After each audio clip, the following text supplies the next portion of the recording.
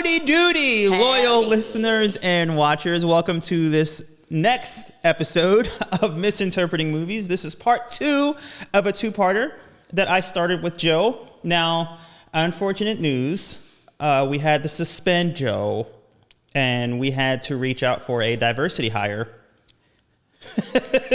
So Hannah is back. Hello. Just kidding. Joe is not suspended.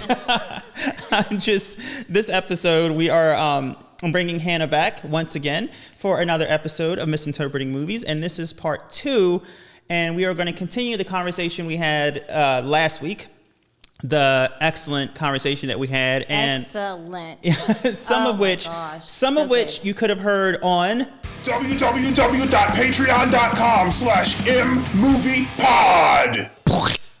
But last week we talked about the movie Parasite, and we talked about whether or not people actually change and whether or not it's possible to change who you really are. And if it is possible, how difficult is it? And I talked about my time working in the prison and whether or not I changed and if it really changed who I was.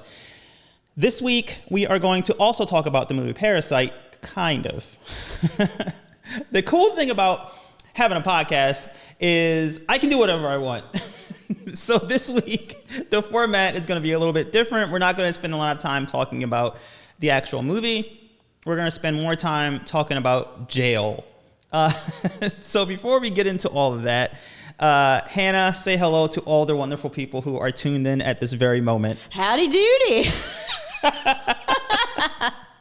That's the new thing. Had to keep the trend going. I like the howdy doody.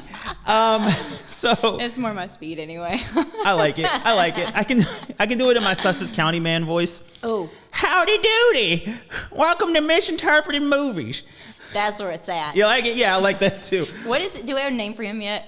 He's just Sussex County man. Sussex County man. Yeah. Because if I use any name, I feel like there's someone I know who actually has that name and they'll be offended. Earl.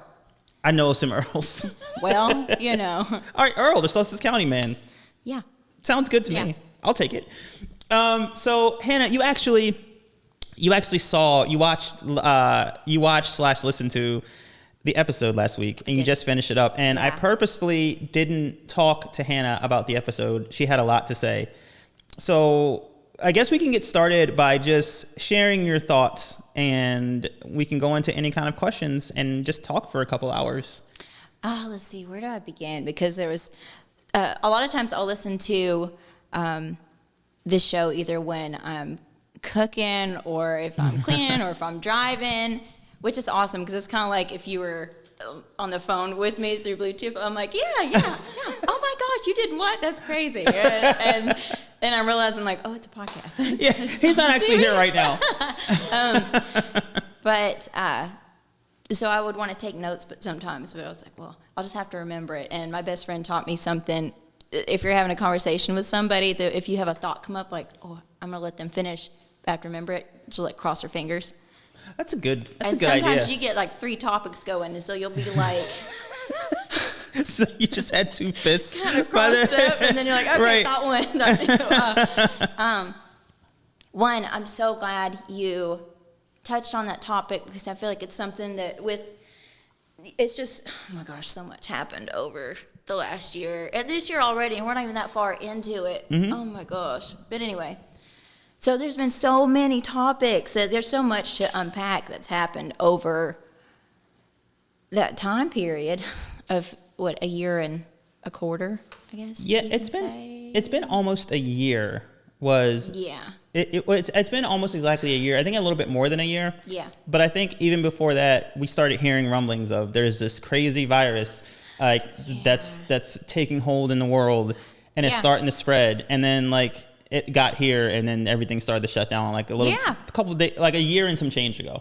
I remember because we were going through the airport, right before we were going to leave for Florida. We were going to go to Okeechobee, which ended up being the last festival of 2020. So it's crazy how we just squeaked right through there. We're like, did we really just go to the last event of 2020? It was so weird. I went to Disney World right before this hit, yeah. which is the worst possible place you could go in the middle of a pandemic. And And then you're coming through the airport and you're hearing about this, like just starting to hear about it, and you're just the people next to you on the plane. This is before mask and pre-mask, and seems like forever ago. Like, any of us could, and you're trying not to freak out because you have a few hours to get home. Yeah. But I'm glad that this is one of the topics that you touched on too, because it's something that just needed to be talked about. I mean, openly too, and not. I feel like there's so much tension right now with everything, and it's like you have to pick a certain side for everything. Yeah. And a lot of this, it takes having, sit down human being to human being conversations and really elaborating on these so we can see from each other's point of view. And that's something that I wanted to talk about, because I feel like I hear a lot of conversations where people discuss law enforcement and they discuss, on both sides. Mm-hmm. And I feel like the thing that people don't consider there's two extremes, right? And I mentioned this in the intro for the last episode. It's all cops are bad or all cops are good. Mm-hmm. But there's an area in between there, I think, and I don't think that a lot of people come to the conversation even looking to hear the other side. Right. In the sense that, like, I'm not saying that people should agree with either side, but there's no desire to have that conversation. Right. It's like you go into it with a closed mind already. Right. Then nothing's going to happen. Right. And I'm very much like, something needs to be done because things aren't okay. Definitely, for sure. Something needs to be done. Also, in order to get anything done, you have to have people recognize that there's a problem. Right. Yeah. That's where it begins. Yes. And a lot of people genuinely don't believe there's a problem here. And that's kind of what I want to talk about, is how do you talk to people and communicate that there is indeed a problem, and it goes deeper than people on either side even think about, that people even consider. So I just wanted to give kind of my experience working in the law enforcement area in that field. I'm so glad you did, because it gives somebody that your fan base starting off was, close friends, coworkers, friends from school, right? And of course it grew to like their friends, and you're famous. Somebody came in the store the other day, the place that shall not be named, and they're like, "You're the podcast guy, huh?" And I was like, "You made it. You can quit now." So, you're famous. I hope she's listening right now. If you are, hello. Hello. I'm the podcast guy.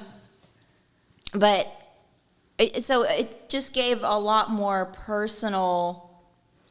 It put a person, instead of it just being like a label, on either side. It put a person in that point of view. Yeah, and the thing that really, the thing that blows my mind, the thing that I think about a lot that really it throws me for a loop is that, and I touched on this on the last episode, but that people would do whatever they can to not talk about it. Yeah. People don't want to discuss. And that's not solving it either. Exactly. If we avoid it. Especially for prisons. Prisons are out of sight, out of mind. But just like you said, you're... Yeah. But the thing about it is, so many people are affected by it. So many people find themselves under control of the criminal justice system, and that's not just them, it's their families are affected by it as well. Exactly, yeah. So many people are touched by this in some sort of way, and it's just like, why aren't we talking about this if all of us are touched by it in some way? And I'm glad you talked on some of the cases in particular, like be a patron, because that story is so, I hate you had to go through that, but it's a case in point kind of thing, and I'm not going to share too much about it, right? Because go be a patron. Wait, be a patron at www.patreon.com/mmoviepod. Oh, to that time. But there's so much of it that is. When you think of prison, you think of punishment, like wrong and consequence, know, and so much of it is psychological, and so much of it is people who don't need correction; they need therapy. Well, that's what I say a lot, and actually, I was looking through my notes before I came here because I had written a bunch of things.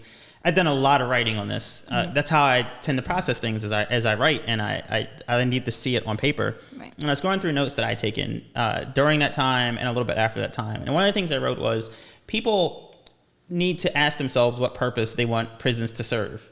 Right. Is it a place of reform or is it a place of punishment? And I'm not saying that I'm not putting it out there that I'm for or against either way. Like, that's not the conversation. It's you need to decide what purpose you want it to serve, and then you can ask yourself, is it serving that purpose? Right. And for a lot of people, I feel like their goal for prison is to be a place of punishment. Right. Yeah. And that's fine, I suppose. But what does that do? How does that? It's not reducing the crime rate. It's not helping anyone. What do? You punish people and then you send them back out and they do the same thing over again and then you punish them again and you have to pay for it. Something's not changing here. Yeah, and we're paying for it with our tax dollars. Right. So it's like, what did you really accomplish? You know? Yeah. So, like, what is I don't know. Those are the things that I think about, and I don't feel like other people think about those same things. Oh, there's so many things that we need to be talking about as a society. And not that some of the things that are being covered aren't important. I don't mean that. But I mean, some things have been covered to death and gone off in all crazy different directions. And it's like, okay, we have some real other problems that need to be looked at here, you know, not just the crazy stuff that's like already gone and passed. But this is one of those important issues that needs to be talked about. But yeah, it's really, again, it's out of sight, out of mind, because how do you even have the conversation that this is something that needs to be talked about? Because you have people who have committed crimes, and I'm just giving the simplified viewpoint that a lot of people have. You have people that knew the law and broke the law, and they're in prison. So what? Do you want me to help them? You want me to do something that's going to benefit them? They weren't thinking about me when they committed that crime. Right. And there's so many other layers to that. Is you're assuming that the law is applied fairly to all people. Exactly. Yeah. So you're assuming like, that so that's a whole other layer, and it's difficult to get that conversation started, because how do you tell someone that this person that may have murdered 5 people needs, the way it sounds is this person murdered 5 people, but they need compassion. We should care for them. And like, I get how that sounds. I get it. I totally get it. So it's a really difficult conversation to have, because any kind of talk about reform or anything is just like, well, why would I want to help those people? It is one of those things that it's so back and forth. I'm trying to think of like what kind of panel you can put together of different backgrounds and minds to come to some kind of I'm just a little closer. Some kind of conclusion.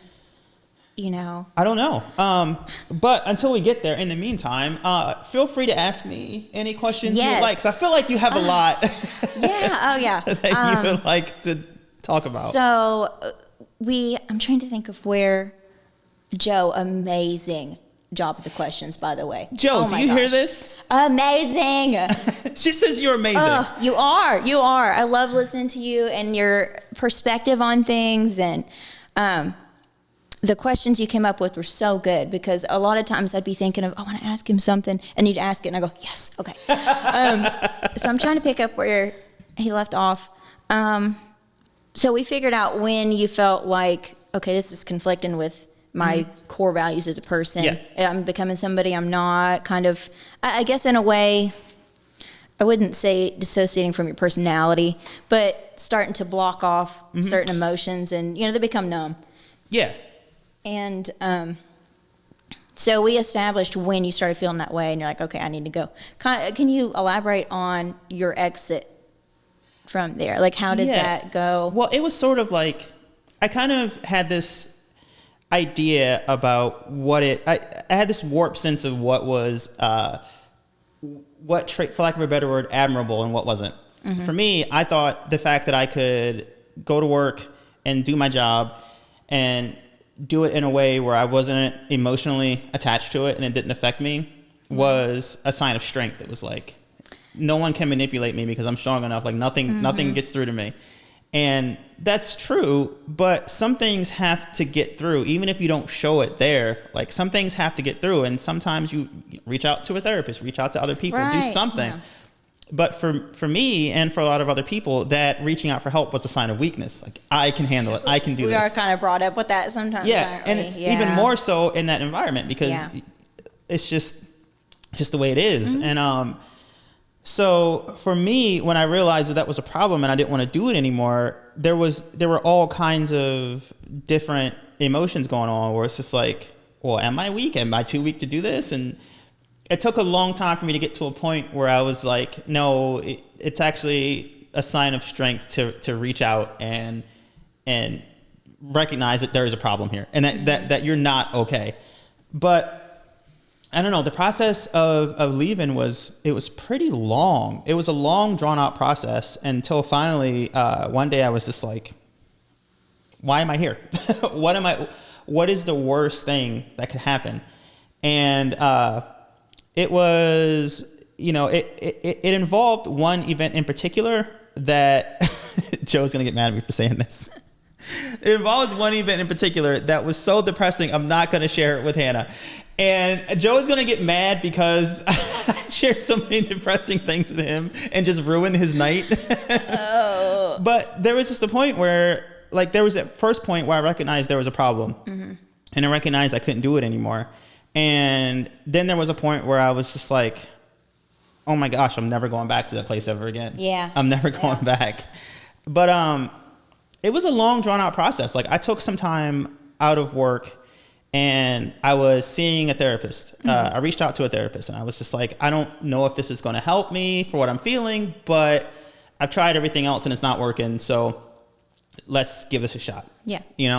So I took some time out of work and I started seeing a therapist and et cetera, et cetera. And I had accrued so much sick time that I went on, what was it called? I went on short-term disability, I believe it was what it was called. Mm-hmm. So basically, I went to see a therapist and she signed off on a paper that says that I wasn't prepared to go back to work. Right. And I had to check in with my supervisors every 2 weeks to a month, I think. I don't really remember. And she keeps signing paperwork and turning it in. And what had happened was I think my sick time, my vacation time covered a certain percentage of my salary. And then the benefits covered the other part. So I was out of work for a year, still getting paid. Wow. Still getting paid my same, what I was getting paid while I was there. Uh-huh. And I just kind of spent that time just getting to know myself. Right. And it got to a point where over the course of that time, in the beginning, I was like, I need some time off. I'm going to go back. I'm going back to work. Mm-hmm. But after a while, I was just like, why? Why would I go back there? There's no reason to go back. It's good you had that time off to go through that process. Because can you imagine how it was or how it would have been to be seeing your therapist and working and go see therapist and go to work? Oh, there's no way I could have done that. There's no way. There's just no way. And it's like you think you would have made a little progress and then it go back just because you're. Well, or do you think it would have? Well, if I had gone sooner, then maybe. But it was just it was so. It's like if you run your car, right? If you run your car and don't get maintenance on your car, and you just run it. Yeah. If you get your oil changed every 3,000 miles, if you're still replacing your brake pads, then you can just go to the shop and be back the same day. But if you wait 6, 7, 8 years and your brake pads start falling off, your windshield's cracked, your all these things are just breaking on your car, it's going to take a while before that car is ready to go back and get on the road. And that's kind of where I was. I had waited for so long and just ignored all of these things that it was just like, this car is too broken. It's going to have to be off the road for a while. Yeah. So yeah, if I had gone sooner, but yeah, like I said in the last episode, I didn't even recognize that there was a problem until it became this big problem. Right. And then I was like, oh, this kind of sucks. So yeah, so that's that. Now, how much time was between, or has there been any other career paths between that and what you do now? Yeah, actually, there was, when I left there, I had one of the things that really bothered me during my time when I realized that this was a problem and I started seeking out help and I started like really working on myself, one of the things that bothered me was, why did I not have these resources available to me sooner? Why didn't I have someone else around me to tell me that this was a problem? Because, right. you know, I couldn't really. The thing is, like, you're in a situation where you're experiencing all these things and you can't really talk to anyone about the problem because no one else is really going to understand what you're going through. No one else is going to understand the job like other officers do. So you can't talk to friends, you can't talk to family because they don't really understand what the day-to-day is like. You know, they don't understand the stresses that you go through, and they don't understand that some things that sound like major issues aren't major problems at all. So like prison work is not something that, the only way to really understand it is to be there. Right. Yeah.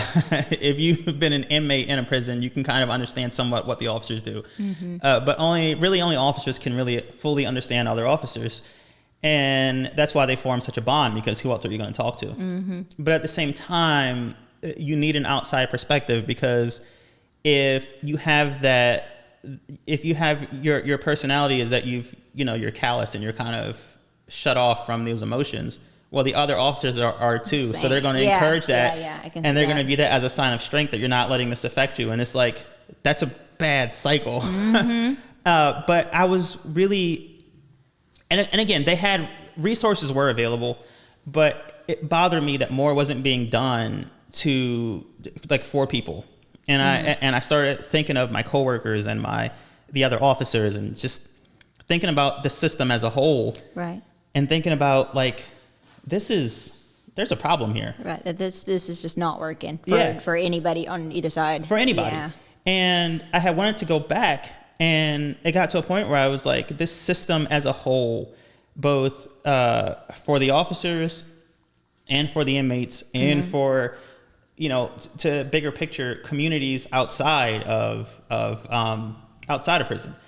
Because when you send someone to prison, you're not just affecting that person, you're affecting that person's entire family. Oh, yeah. Oh, yeah. That's an entire source of revenue that's coming out of that family. So it affects the entire family. And I'm thinking, like, there are so many issues here that I'm not, like, I want to be part of a solution, not a problem. Right. And I can't do that from inside. I can only do so much. So I'm going to take a step back.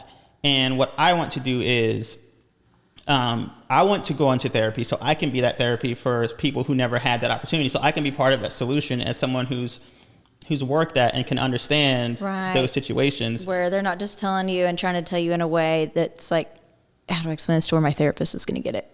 Yeah. I know exactly what you're talking about. Or your therapist is giving you some advice, like, it's like something that happened to me at work one day is, an inmate had said that I told her something that she didn't like, and she told me that she told me that I felt, she said that I thought that I was tough because I had a badge, and when she sees me out, she's going to find me outside of work when she gets released, and she's going to find me and she's going to see how tough I am when she has a gun. So. And what do you even say? Oh, well, to that, because I know there's protocol, right? Well, even though that protocol is not always followed, but what do you even say? Well, I'm going to tell you what I said, and then I'm going to come back to, don't let me lose where I am in this story, but I'm going to do this over some music here. Yes. So another prison story. I was like, as soon as you did this music, I was like, seriously? So it was a day like any other. I was working in the women's prison, and I had this inmate in particular.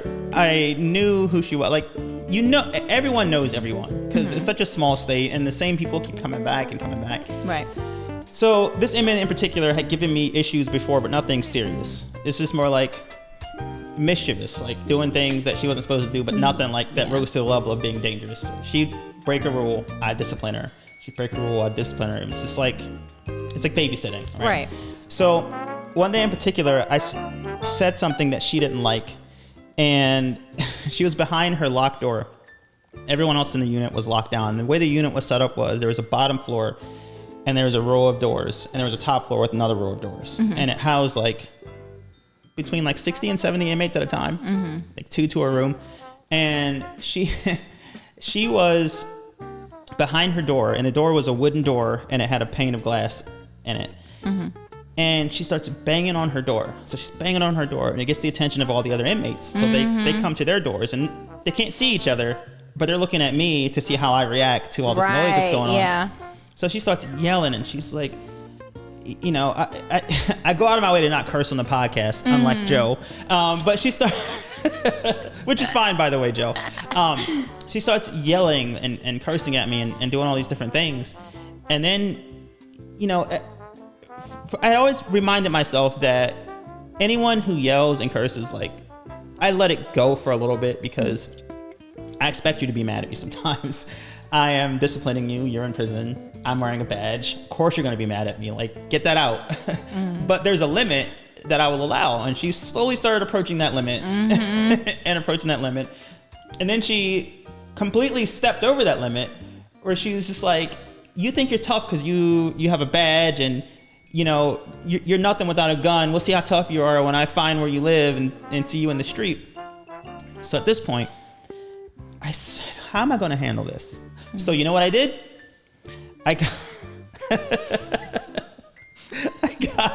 I'm ready for some petty answer.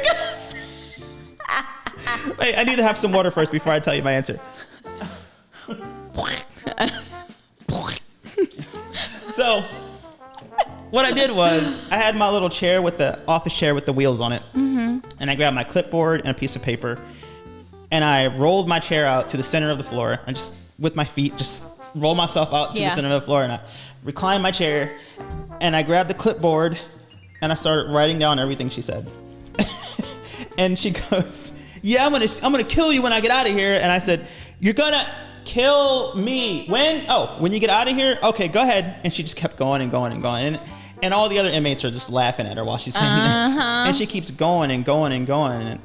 And then she stopped for a second, and I was like, are you done? Is that it? Oh, no, there's more? Okay, go ahead. She flips over. So I'm writing all this down. And then she stopped, and I was like, thank you. I rolled my chair back over, and I immediately got on the phone with my captain on duty and said, hi. Such and such inmate just said the following things to me. And I read down the entire list. And I said, well, I'm going to send you a report of this. I'm going to write it up. And she was like, okay, in the meantime, I'm on my way. So she comes down there, and she opens her door, and she goes, hey, did you say these things?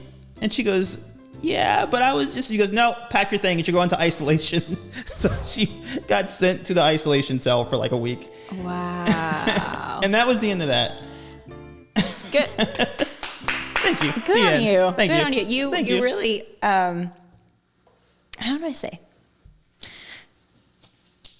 You have such a I don't want to say quick wit. I mean, you do have quick wit, but shucks, I mean, thanks. You have such a you can think so on the spot with a mature way to handle something without doing something that's going to make it worse, and also without being a pushover. Like you really handled it probably in a way that I wouldn't have been able to come up with. Well, that's where I learned that from, is like in there, because that's where I learned, because you can't match. I mean, so basically, if I were a trainer, if anyone is any correctional officer hopefuls, or if that's your future, after hearing this, if anyone is looking into going into this career, the advice I would give is stay true to what your personality is. So if you're a hothead, then, I mean, don't do anything that's going to get you fired. But if you're prone to yelling and cursing and screaming, then within reason, be that person. I'm not a loud, yelling, screaming kind of person. So people think that you have to be that tough guy when you go into prison, but you don't. You just have to be genuine to who you are and get the job done your way. And people respect that, because if you're genuine, you're the same person every day, and they tend to respect that. They know what to expect from you. So for me, I learned that I'm not the type of person who is going to yell and try to intimidate anyone. I'm just the type of person who is going to use my, I can say this because you said it, use my wit and figure out different ways to get control of the situation and do what I need to do in a way that's true to me. Because if I went in there trying to yell and scream and intimidate, like I would get laughed out of there. They wouldn't respect that because they can tell it's not real. Like they study people all day. That's all they have to do is read people and study them, and like they can tell immediately if you're not being genuine. So I have to ask, just because I haven't been through the training to do what you did, or what I mean, I have law enforcement in my family. I have really close friends that are law enforcement. Right. But I'm definitely not one of those people that's like, all of them are genuine, spotless, because I know that's not true at all. No, it is not. So, no, not at all. So I feel like a question that is really present for right now is there a training on ways to handle certain situations? Because I think there's an impression that there's no training on it, and that's why there's so much brutality going on. But then there's some people like, no, there's training. I'm like, well, there needs to be more, because there's still some problems that are happening. Well, the funny thing is, like, I can't speak on police officer training because I never went through all that, and it's significantly more. The only training that I know anything about is training to be a state trooper. And I assume other training is similar. I know a little bit about county police, and I know very little about becoming a state trooper. And the only thing I know about those trainings are that they're long, and they're pretty intensive. Like I don't know what goes on. I don't know for sure. I don't know exactly what they do, but I know that it's a lot of it. Right. So there is plenty of training. My training, I don't know what training is now for correctional officers. If you are a correctional officer and you're listening to this, please feel free to update me. I went through my training in 2005, so I don't know what changed, but my training was only 2 months. And I finished the training, and I didn't feel like they spent enough time actually training me on anything. Right. I still felt unprepared to go in there and do the job. And what I felt, and I went through my notes and actually wrote this down, was it felt like any kind of retail training, where the goal is not to really train you, is to protect them in case you do something, to protect them from lawsuits. Like, well, I trained you not to do this. Right. So you signed this. Exactly. So this is on you. And it really felt that way. And also, in their defense, there is only so much that they can prepare you for. The real training happens on the job. You know, it feels like most jobs, unfortunately. Right. You know, it felt like it felt like when I went through those 2 months of training, it felt like I was ready just to exist and not make a complete disaster. But I was not ready to run an entire unit at all. Yeah. But the prisons recognize that, and when officers first start, they generally don't put them by themselves. They let them stay with someone else for a little bit. But yeah, there is training. To answer your question, there is training on how to de-escalate. Let me fix my mic here. There is training on how to de-escalate situations and how to not. I mean, there is training. There's a little bit of it, but there is training. And one of the things that stuck out that we talked about is, and this is stuff that you can learn in any probably psych class or anything. It's just to validate their feelings. You don't have to agree, just validate it, and make sure you understand make sure they know that you know what they're saying. So if someone comes to you and says, hey, I can't even think of a problem. If there were times when, I'll tell you actually a situation that I've had happen before. There were times when an inmate did something wrong and I had to discipline them. And one of the most common disciplines that I would hand out was a 24-hour loss of all privileges. And we just called them 24s, right? So if you did something that was bad but not super bad, you just get a 24. What would be an example of something like that?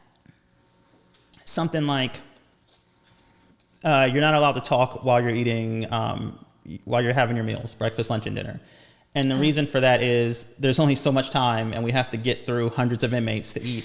Yeah, so it's just kind of like sit down, eat, and go. Go, yeah, yeah. So you're not allowed to talk. So people who would talk during their while they were eating. And I give them several warnings. And then at some point, now you're just talking because you're trying to. Yeah. It's not about wanting to talk. It's about wanting to assert dominance. You know what I mean? Yeah. It's like, what are you going to do? What are you going to do about it? And then you have to do something. Things like that. Things like just repeatedly breaking rules. Like you're supposed to have your bed made by a certain time during the day. Mm-hmm. And if I keep having to tell you this day after day after day, well, now I got to step up and actually do something about it, or you're going to keep doing it. Things now I know like how my mom felt. There was one incident in particular where a girl, so they would try to do their best to prevent relationships in the prison, and it's. I mean, it's gotta get lonely. Yeah, there's only so much. It was kind of one of those things where it's just like everyone knew there were relationships in prison. Yeah. Just don't make sure no one knows. Right. It's kind of like just don't do it out in the open. Like don't, you're not allowed to hold hands while you're walking. The PDA. Yeah. Yeah. Just don't make it obvious. Yeah. I mean, don't do not just PDA, like any A, like don't be doing nothing in the cafeteria. Like so, or anywhere, I'm sure. But it was kind of like smoking in prison. Like you're not allowed to smoke in prison. Yeah, right. People still get tobacco in and they still smoke. Yeah. But don't let us find you. Like don't let us catch you doing it. And so anyway, we're supposed to do cell searches every day, and we do them while the inmates are out of the area. And the inmates had gone out to lunch, and another officer had escorted them off the tier. Mm-hmm. And I went and did my cell searches, and I searched a girl's room and found a note, like it was a love letter, and I found it and I took it out. And I took it out of the room, and I wasn't even going to have any discipline for that. I wasn't even going to write her up for it. I just took it out. I just took it out. I'm just like, I found this. You're not allowed to have it. It's my job to take it. Personally, I don't really care. Right. But my job is to take it, so I'm taking it. Yeah. So my plan was to just tell her that I found this, you're not allowed to have this. I'm taking it. I'm ripping it up, throwing it in the trash. Yeah. Yeah. She comes back. She goes into her room. Her letter's not there. Freak out. She freaks out. And I was sitting behind the desk like this, and she was on the other side of it. And I knew her. Again, I knew all the inmates well. She wasn't new, and I knew that she had never given me any real issues before. Mm-hmm. She comes out and she goes, "Did you take something out of my room?" And I was like, and she was the only one on the unit at the time, and she said, "Take something out of my room." And I was like, "Did you have something you weren't supposed to have?" Right. And she goes, "It doesn't matter. Did you take something out of my room?" I was like, "It's my job to take things you're not supposed to have. Yeah. Like, that's my job, right?" And she got really, really angry, and she's like, you don't go in my room." I'm like, "Yes, I do." And she kept saying, I was like, "Okay." I was like, "You need to go back into your cell now and lock in." And she goes, I was like, "I'm going to tell you again. I'm going to tell you one more time, because you're about to make the situation way worse than it needs to be. Yeah. I understand you're mad, but you need to go in your room. And we'll discuss this later when you calm down." Right. So she yelled, she kept going, and she said something. I don't remember what she said, but she got really confrontational. And eventually she went back into her room.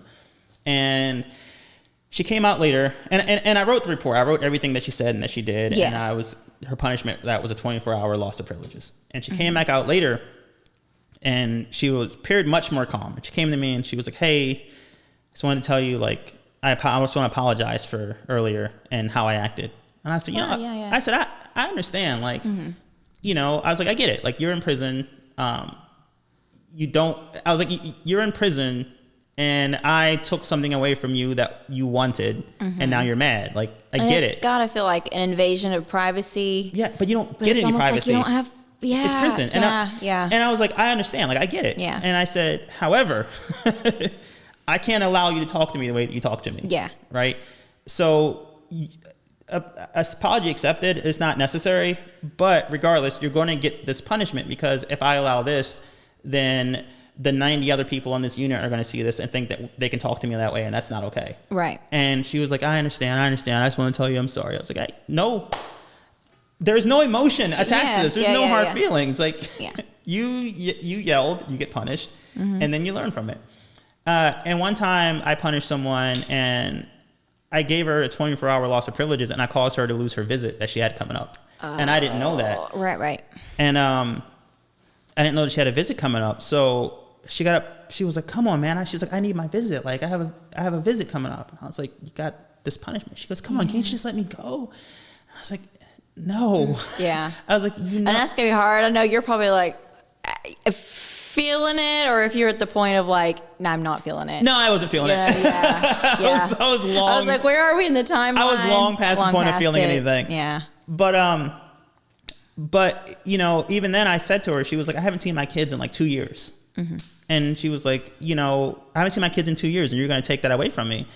And I said, "I'm not taking anything away from you." No. I said, "You did this to yourself," and I said, "You knew you had a visit coming up. I didn't." And I said, "You know, I never check you guys' upcoming visits. I don't check them until the day of. So you know I didn't know that. Yeah. You knew that. You chose to do this thing, so you did it to you." And I understand that's tough for you. Like, I get it. I 100% understand. But you also have to understand that this is not a personal attack against you. This is something that you did. And it's just, I have to be consistent with my punishments, because if I let you get away with this, then I'm not just guarding you. I'm guarding everyone else in this prison. Right. So what if I can't do it for everyone, then I can't do it for you. Yeah. And she respected that. She was just like, she didn't like it, but she respected it. And she was like, okay. And she went into her cell and laid down for. Yeah. And Yeah. I know you reached a point of that. I'm definitely not comparing any kind of job that I've been through to what you've had to go through. No, please. But it's all relative. So like, it's all comparable, because it's all relative to what. I feel like a lot of us have been in some kind of work situation where we've just got to an autopilot to where you're just like, I'm not even here. I'm not feeling it, nothing. Just, just an autopilot. And so I can see where you were at a point of just being numb. But I still applaud you for the fact that you didn't start having this, not seeing them as another human being. It sounds like you handled everything still saying we can have conversation. It's not just jump straight into punish, or even being violent. Like, there's so many situations that didn't have to get there. So it's two things. It's one, like, I got to the point where I was just like numb, but also like you're numb and you're just going through the motions, but you're also constantly on alert, because you have to be. Your defenses always have to be up. Yeah. Oh yeah. And it's little things like, all the inmates thought that I was a germaphobe because I never let anyone get close to me, right? And my thing is, if you're close to me, you can either hurt me and not emotionally. Yeah. You can either physically harm me, or, at the women's prison, there were a lot of allegations of inappropriate conduct with the male officers. So someone would come to me and covering yourself of like, I didn't even give you a chance to even interpret that I grabbed you or something. I would see someone walking towards me and ask me a question, like excitedly ask me a question, and I would like extend my hand and go, whoa, stop. Yeah, too close. And one time in particular, this one inmate goes, whoa. And she was like, you almost hit me. What? And I said, and she wasn't like serious about it. Yeah. And she was like, why do you do that? Well, you almost hit me. And I said, if I'm close enough to punch you, then you were too close. Right. If I hit you with my hand, then you were too close. So back up. Yeah. I can hear you just as well from over there. Yeah. So it's this combination of being complacent and also being on high alert all the time. Yeah. But what's interesting about what you said is, like, as far as seeing them as people, I think that was the point where I started to, I didn't realize it, but that was the point where I started to kind of make my way out of that job. Because what had happened was I had worked the overnight shift for, I think, maybe 3 years or so. Yeah. And I hardly ever saw the inmates at all. But then when I went to the day shift is when I started to interact with them and see them go about their daily lives and actually talk to them. And then I was like, oh my gosh, like, these are actually people. Yeah. It just wasn't something that I had considered before. And kind of seeing them as actual people made it more difficult for me to do my job, because I could shut that off and do my job well, but that's not who I am. Exactly. So it was incompatible with who I am. At that point, you could start to really see the difference in the role and who you are. Right. And what they tell you It's is like a Venn diagram. You can kind of see, yeah. But that's one of the reasons why I wanted to go back and become a therapist is because all they tell you is, separate your work and your home. Don't take your work home with you. And like whenever you come through those doors, you leave your home at home and don't bring your issues to work. And then when you leave work, don't take them home. Yeah. But it's just like, how do you do that? Especially how do you do that without doing a Jekyll and Hyde? Right. It's not possible. And then when you're working 16, 17-hour shifts and you're going home just to sleep, like you're spending more of your waking time at what is your home? Right. And all of this starts to get mixed together. Yeah. And I personally couldn't separate the two. So I couldn't, and I mentioned this in the last episode, when I shut that off, I couldn't turn it back on. Yeah. And it was just like, yeah, I was doing the job well, but like just because you can do something doesn't mean you should. I'm glad you said that too, because there's a lot of people that are not happy, or it's taken a turn of who they are. It's starting to shape them instead of them being in control of their life. And so many times people say, "Oh, but you're so good at it," or "Oh, but you're like top in this," and sometimes because you're good at something doesn't mean that that's what you need to devote years and years and to. Not even that, but like I also say a lot that, the time that you invest in something doesn't determine its value. Oh, you don't get it back. Yeah. But, if just because you invested years and years and years into something doesn't mean it has value. And that goes for like marriages, relationships, that goes for anything. It also goes for career paths. Like if you went to college to do a thing and then you got out of college and you started working this job, and I didn't go to college for to be a correctional officer, by the way, that wasn't necessary. But if you go to college for a thing and then you graduate and then you get to start a career and you work and you move up and you realize you hate it, figure out a way to leave. Just because you've invested years and years into this thing doesn't mean you have to keep doing it. Does not mean you're stuck. Whatever you're in, it does not mean that you're stuck. Yeah, if it's not doing anything for you. Careers, everything, you're not stuck. And that was the main thing that got me out of prison. And I ask people this question so much, and this is why I ask people this question when they tell me things, is they'll say, I don't want to do X, Y, Z, or I can't believe I'm doing this. And my question is, well, why? Why do you do it? And no one ever has an answer. The answer is always, well, I have to. That's not an answer. I can't leave. Well, why not? I can't. That's just circular. There's not a what's stopping you? I think you have to have a what is your why for when you want to do something, but also whenever you really don't want to, but you got to have a why for that too. Right. And and when people don't have an answer for that, I say that you really need to take the time to consider it, because you need to know why you're doing this. You're dedicating, you're putting so much energy into it. Why are you doing it? What's stopping you?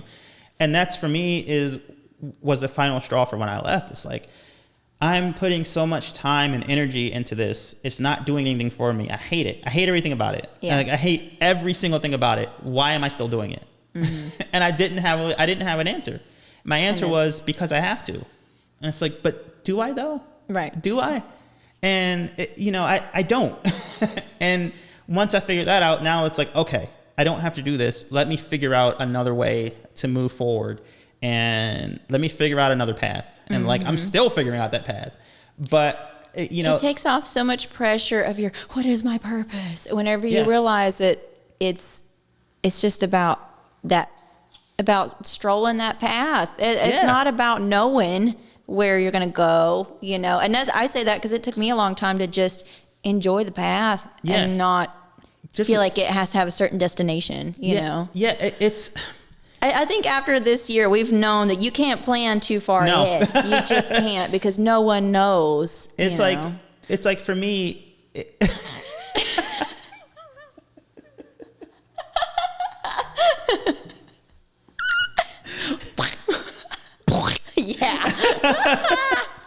Intermission. Wait. Hold on. Okay.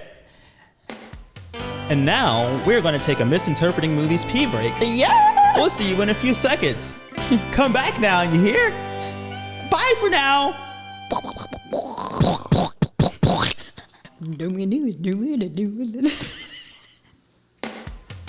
Never mind. Hi. Welcome back to Misinterpreting Movies. Hannah, just peed. I did. Did not go into toxic shock after any Good time. job. By the way, all the conversations we just had, I'm probably gonna put on the Patreon. Just so you know, I'm gonna make a clip show where I do like a compilation video of all the clips that we have like off camera. All the blooper reel. Oh, the blooper reel. Gag Yeah, reel. exactly.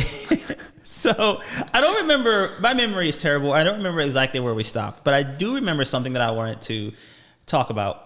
Oh no, I remember where we stopped now. So and I want to just address this, and then we can move on to the other thing that we were talking about.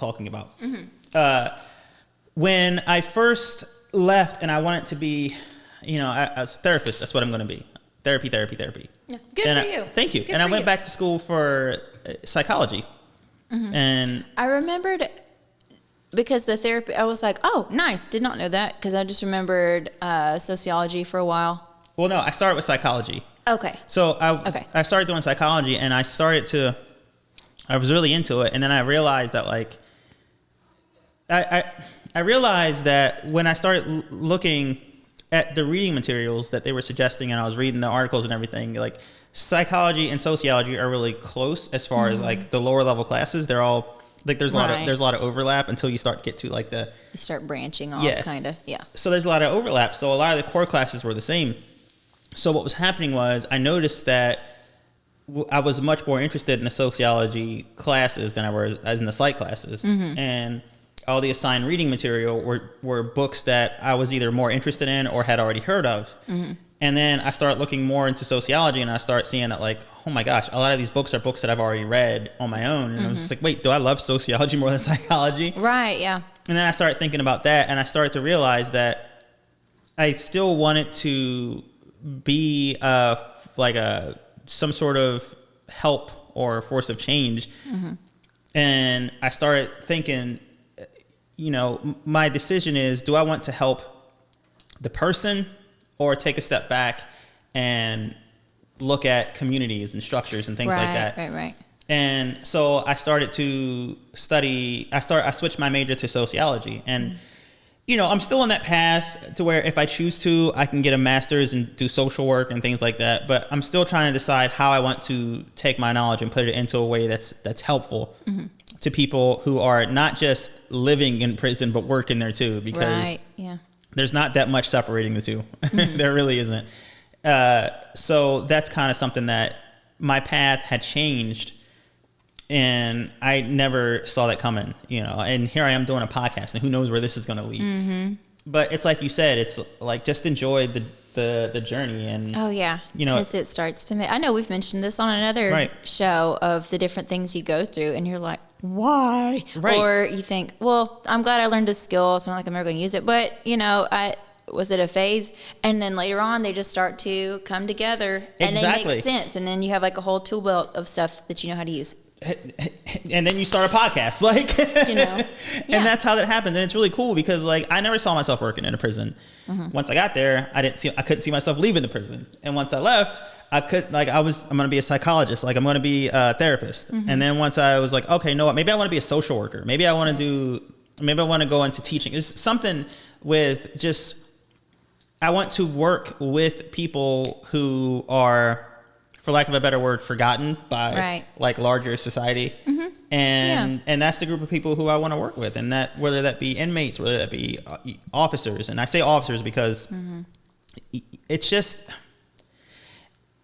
no one is in prison because they want to be. Right. And that's officers and inmates alike. And if I'm repeating myself from the last episode, I'm sorry, I haven't gone back and watched it.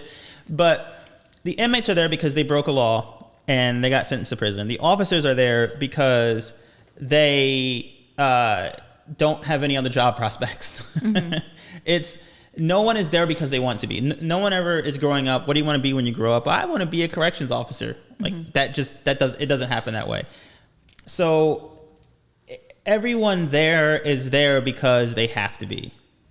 And if you can imagine, that makes for a very negative environment. Yeah. Oh yeah. And it really bothers me to see officers doing the job and not getting the help that they could definitely use. And there's not like any like on-site kind of counseling for staff or anything like that? Is that something that you kind of have to go out and I don't for really yourself, remember because or- I didn't really seek it out because I didn't think I needed it. But I don't recall it being difficult to access. Right. I just recall it being difficult to realize that it's something you should access. I don't remember there being very many barriers to looking to getting help. But then again, I never really sought it out because I didn't think I needed it. Yeah. So, and that's the thing. And it's like not just having an awareness for the officers themselves, but also for the general public, and getting people to recognize that everything is interconnected. And if blue lives really matter, then do whatever you can to help the officers. And part of helping the officers is getting some of the inmates out of prison, because it's much safer. I much prefer working with 40 inmates than working with 70. Oh, yeah. And much prefer sure. working with 70 than working with 90. And the more inmates that you pack into this prison, you're creating a more dangerous environment for the officers. So, the get tough on crime is just packing more people in the prison. It's not reducing the crime rate at all. And you're just packing more people in the prison and making how things much more of it dangerous. Too, I know we touched on this before, but didn't really get to go into it too much. From what you observed, how much of the people that you saw in prison do you feel like they shouldn't have been in there, either because of, you think they should have been more in like a therapy kind of setting? It was, if I had to put a percentage on it, I would say, honestly, I would put it at about, it's hard to say, right? Because I would put it at about 50-50. Right. Because it's hard to say, because you had the group of people who I think definitely should not have been in there. People who had serious mental health issues that we couldn't help them with. Right. We're not trained to handle any issues with mental health. Our job is to lock doors and make sure people don't leave. We're not therapists. Right. If there's people there who needed therapy, they had a lot of trauma, and there's people there who the women's prison especially. We started this thing right before I left called trauma-informed care, where they tried to get us to kind of take their possible traumas into consideration when providing security for the prison.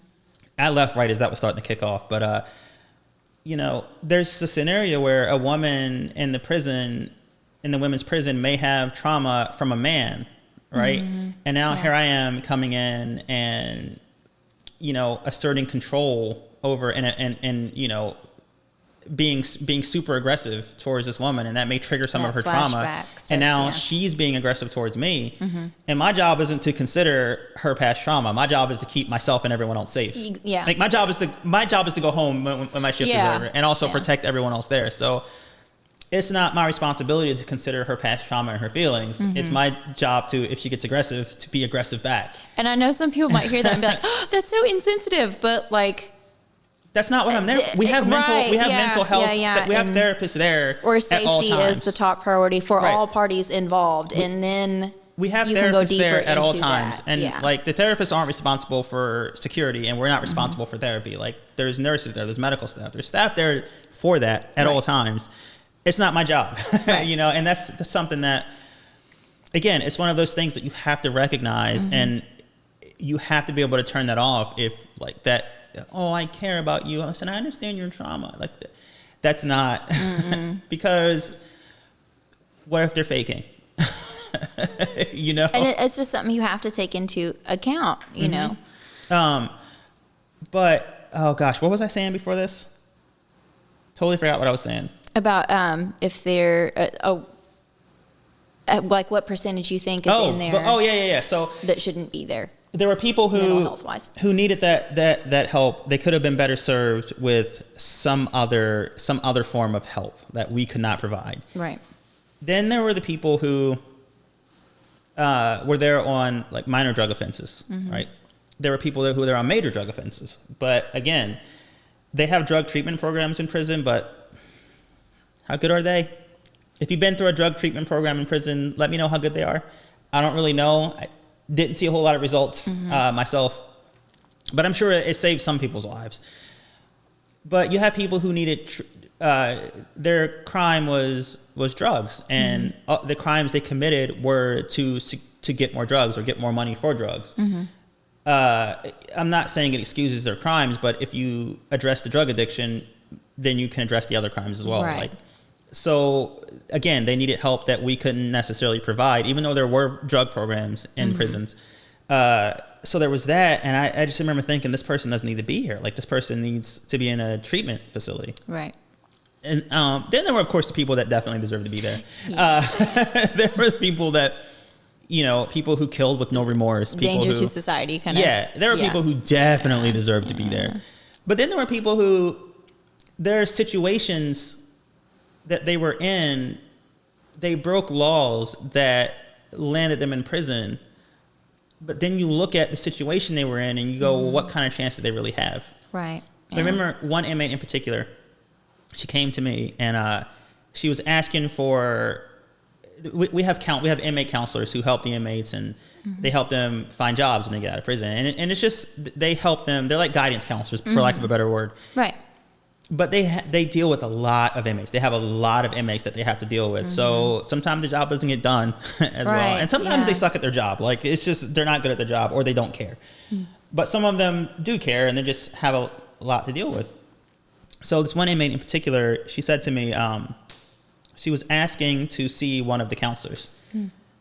And I said, that's not how this works. Like, there's a system in place. If you want to see the counselor, you drop a note in her mailbox and then she'll come to you.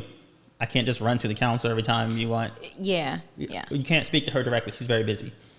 And she was like, but I tried. I was like, write a note, slide it under her door. She goes, I did. She keeps ignoring it. Yeah. That's like what? And then she said to me, she was like, listen, I need help finding a job when I get out of here. And she goes, I have no family. I have no one to go home to. Yeah. I need money. And she goes, I'm in here for selling drugs. She goes, I know that's wrong, but if I get out of here and I don't have a job, I'm going to come right back because I have no other way to make money. This is what I know. And she's like, I don't want to do that, but no one's helping me. And I'm getting released in like a week. And I was just like, what can I do? Yeah. What can I do? And it's a situation where she knows it's wrong. And, someone else from the outside looking in can say, well, it's wrong to sell drugs. You knew you broke the law. You need to go to jail. But it's like, but for her, she's like in survival mode. Yeah. Like, what situation is she in? She's trying to do everything she can to get on the right path, and she just can't. And desperation will make you do desperate things. Exactly. So it's like, does she deserve to be in prison for selling drugs? Like, yeah, she broke a law. I mean, the law is don't sell drugs. She broke the law. Okay, she knew what she was doing. But, like, does she really? But it's a bigger problem than just, it's a much, much, much larger problem than just that. And it's just like some of these people, I wrote this too, and I was like, if your dog has fleas, right? And you bring your dog inside and you clean them up and you get rid of the fleas and then you toss them back outside again, dog is gonna get fleas. Yeah. So these people are going back to these communities, these same poor. They're living in poverty. There's drugs and there's gang violence. What do you expect them to do? Like, they need help on the outside too. Right. And I don't have the answer for that. I know. That's another one of those things that's like, got to start covering some ground on this, and just got to be more in conversations about it. And because the issue is so big and it's so interconnected that there is no simple answer. There is no arrest more people, lock them up, to solve the problem. There is like. And I appreciate your honesty of like, I don't have the answers because I sure don't either. Yeah, I don't. But ain't it the people that don't have answers that sure want to share their opinion on what they think needs to happen a lot? But you know what I do have? I have the questions. I have the questions, and people aren't asking enough questions, and that's what frustrates me is like, I know I don't have the answers. There's a lot of answers that I don't have, but someone else might. But you can't, I say this so much that I feel like a broken record. You can't solve a problem if you don't know it exists. Right. And you have to believe that this is a problem. That there is a problem. Yeah, because there's so many people, it's like, no problem. It's like, well, you're just putting your head in the sand at that point. And also, you're paying for this. Your tax dollars are paying for this. Need we remind you? Right. And not only are your tax dollars paying for it, but someone is profiting off this, and it's not you. Like, ramen noodles should not cost like $3 or $4 a pack or whatever they cost now in prison. Ramen noodles should not cost that much. Phone calls shouldn't cost this much. You shouldn't have to pay to, like, who is making, look, what, how much money is being made and who's making it? Where is that money going? And it's not us. So like, it's one of these things where it's, people say it's modern day slavery, and it really is. So, and again, like, people say there's no good cops. Like, if I was a cop and I was in that situation, would I consider myself a good cop? I don't know. I don't know, because I look back, and was there more that I could have done to make changes from the inside? Possibly. Yeah, maybe. I could have taken a stand, but what would that have fixed? Like, I could have taken more stands on, this isn't right, you guys shouldn't do this. But like, what would that have really changed? Right. And I don't know. It's just it's a very, very complex situation. And, yeah, it's just complex. But I'll let you ask some more questions, because I could talk about this for another 3 hours. Oh, yeah, I'm sure. There was something that y'all touched on. I say yesterday, and I know y'all didn't have the conversation yesterday, but I listened to it yesterday. Right. I listened to it over the course of like a couple of days. Actually, again, thank you, Joe. It was something that he had mentioned. Somebody had said something just really awful to you, and I'm sure it was from a place of frustration. Joe, you're here in spirit with us, by the way. Thank you, Joe. We feel you. But it was, somebody had said something just really hurtful. Was this in the last episode? Yeah, to you. It was something about, if I see you on the street. Oh, yeah. That was the one that, yeah. That was the same one. Yeah. And, here he's like, I can't believe somebody would say that to you. Yeah. And it's because he knows you as you, like, not anything to do with that role or job title, but as you. It's like, I can't believe somebody would say something like that to Tyrice. Like, what? I'm glad that you did share your side of it, because it does show, it really shows both ends of it, to where you're seeing how people are really kind of making the most out of the space they're in, like while they're inside, talking about how people decorate their cell and the kind of relationships that they're making within their community, whether it's, romantic or not, but just, you're seeing their way of life going on as human beings, as a lot of times they're forgotten that they are, Yeah. And then we're also seeing from your perspective as the person that you are and your values and everything within this uniform. And I mean, yeah, there's definitely officers that are just not good people. And like you said, it's the uniform amplifying what's already in there. Yes. Yep. But then it's that area of like, I know you're an awesome person. Oh, thanks. And I mean, like I've said, the other law enforcement in my family or friends, these are some of the, when I think of examples of like great men in my life, like just really good guys in my life, they're some of the people I think of. And again, I think that's like the good person within the uniform. Right. And some of them, like, it's like one of them is my stepdad. He's retired. You know, and I asked him a lot of questions. He was a Texas state trooper. He did a lot of like DPS and highway patrol. And he worked the Waco scene. Wow. That was crazy. He is old school. You know what's crazy about that? I'm going to throw this in there really quickly, and then I don't lose your train of thought. But one day we had a state trooper. It was either state trooper or Wilmington cop. I can't remember which one it was, but he dropped off.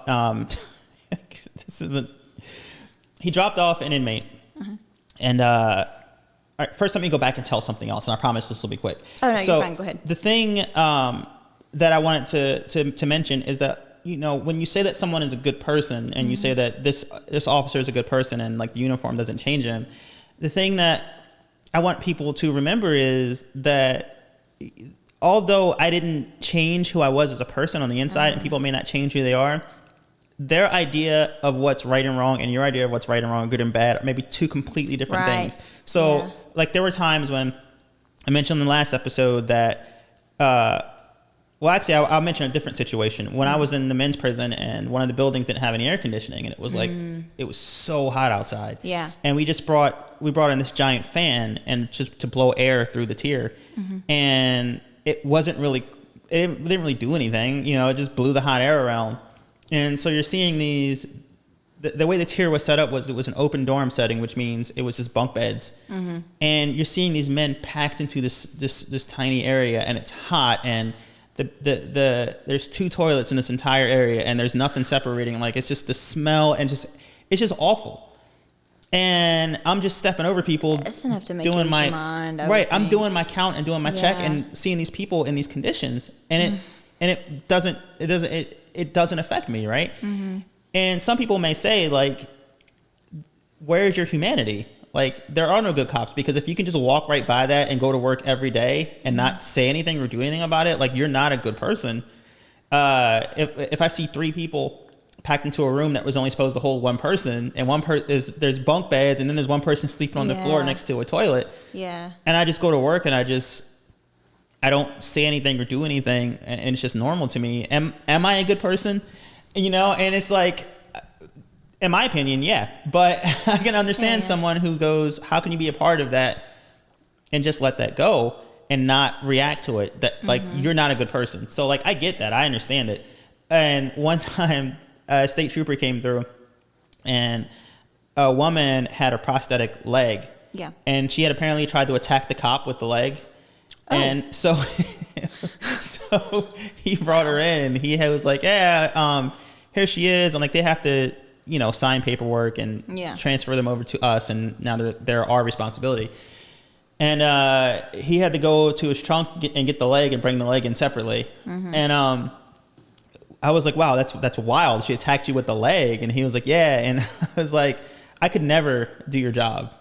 And I was like, I could never do the job of a police officer, because at least in here, I have some kind of idea of what they have as far as weapons, and it's more controlled, and I have more control. Out there, you don't know what you're walking into. Like, you don't know what's going to happen at a traffic stop. You don't know what's going to happen you have no idea. Yeah. So you're taking your life into your hands every time you pull a car over for, like, expired plates.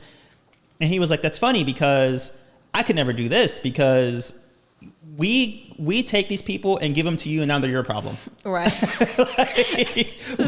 We drop them off to you, and let's deal with that. We're out of here. And I was like, that's a really good point. Like, but it was just this kind of mutual respect of, there's no way I could do that. This is your thing. Not, you know, Yeah, he's like, I'd rather just pick them up and just give them to you and just leave. Yeah. You deal with them for the rest of the night. So that was just, when I hear stories about state troopers and police officers, I'm like, wow, that is wild. I can totally, like, I just know that, like, if he was sitting with us, he'd be like, man, and he'd be asking you, like, all kinds of questions, and I'll be like, man, like, what? Like, trying to get your point of view and everything, and yeah, that's crazy. Man, he's telling me some wild stories too. And it's kind of that same thing. Like, I see him as, I mean, he's been retired from it for a while now. Right. I see him as, like, when I think of him, this is not the only way I think of him, but usually, like, in the recliner watching a UT game, and he's like, you know, just out, and he's just the sweetest man. He's so kind and everything. And I think of one of his stories where involved in a robbery situation, and he's on the floor and somebody has a gun to his head. Yeah. And I'm just like, you? Yeah. What? Why would anybody do that to you? Like, it's just crazy, you know? And that's what like, we kind of went into an area that drives me insane when I hear debates about use of force and police brutality and things like that, because I don't feel like few people really kind of have a full understanding of certain situations, because I feel like, and this is going to sound like I'm making excuses, but I'm not, and I'm going to try to be really careful about that, because I don't want to get canceled. But it's your show, and you can say what you want to say. I don't want to say it and then go home and go, wow, I really could have worded that differently. I know. But I don't think that anyone really has, too few people have a full understanding, because I feel like I'm a little bit like I'm I'm like Blade, where I'm like a vampire, but I can like not a full vampire. You know what I mean? Where it's like there's people who are officers who are in that world, and their only concern is sticking up for other officers. And there's right, yeah, like there's spouses, there's husbands and wives of officers and like relatives, and their job is back the blue, protect officers, protect. Yeah. I saw a bumper sticker and it said defund the police, and the word defund was crossed out and it said defend the police. That's a whole other This person clearly has no idea what defund the police really means, but defund the police, please. There's way too much money and budgets given to police officers. It's not necessary. So that money could be used for programs to prevent the crime from happening in the first place and like actually help people who need help. But anyway, but then there are the other people who have been affected by awful police officers who are like tear the whole thing down. The whole idea of police officers had its origin in the Jim Crow era, and it's rooted in slavery, and it's just like, it's bad. I want it all gone. So when situations happen where there's an incident of police brutality, there's two sides, right? There's the side of people who are like, well, this person should have complied and the cop wouldn't have killed him. I'm like, an officer doesn't have the authority. This isn't Judge Dredd. An officer doesn't have the authority to murder someone because they suspect them of breaking the law. Right. Even if they did break the law, your job is not to kill a person. You don't have that right. Yeah, that's not the right. Yeah. Yeah. So there's that side of it, and then there's the flip side where someone, if someone, how can I explain this? People don't understand. Okay, this is actually a great example. I saw a picture online of a cop was leaning into a car during a traffic stop, and he was talking to a person, and the person in the car was black, and the officer was standing outside of the car, and he was leaning in talking to the person, and he had his hand on his weapon. The officer had his hand on his weapon while he's leaning into the car talking to him. Yeah. And the caption on the picture was like, "Look at this." This officer with his hand on his weapon ready to shoot another innocent black man. And I'm thinking that's standard procedure, because again, you don't know what you're walking into. And the officer was standing in such a way, and again, I could be wrong, I'm not a cop, but the officer was standing in such a way that the person in the car couldn't see that his hand was on the weapon. But if something were to happen, then he's able to draw the weapon quickly and fire it if he needs to. Right. But you don't know what you're walking into, so you have to be prepared. But at the same time, you can't just shoot a black man and say that you were scared and you felt threatened every time you see a black man. So it's like, what's the solution, right? And I'm not entirely sure what the solution is, but if the defense of police officers is, I was scared, that's why I shot this black man, maybe they need more training. Right. Yeah. Maybe they need more training, and maybe they need more training on de-escalating a situation, because I've seen a lot of videos where officers antagonize. Yeah. And then, it's not okay for a person to punch a police officer, but if they're in my face and it's it's like your defense. A person can only take so much. Yeah. Yeah, and it's just like something has to be done, and like it's. I don't know. I'm kind of rambling here a little bit, but it's not okay to say that all cops are right all the time, because then you're not fixing the problem. Right. You can't give someone that much authority and never check never with no oversight. Right. Because you just can't do it. Like there's awful people out there who will do awful things, and you can't give them that much power and authority and say, just take it and do what you want with it. We're not going to watch over you. It's just such a bad recipe. Yeah. So questions? Any more questions? Let me see. I can't. I'm trying to think, because I know we've covered so much, and there's still so much to cover. So it's one of those things that's like. Yeah. Well, I'm going to. I have a plan for this episode, and I will try it out. I'm not going to tell you about it because I don't want everyone to get excited, but I will try it out. And if the plan works out well, then everyone will already know what the plan was, because I will already have talked about it. And but I have a plan for it to add more content to this episode in particular. But one thing, and I guess this can be the last topic that we explore here, because it might take a while, is I can't believe that Joe and I never got to this point, but we still can. Joe, if you want to do a bonus episode where we talk about this, I'm game. We should have a cardboard cutout of Joe right here. Yes. For episodes where he's not actually here. We should do that.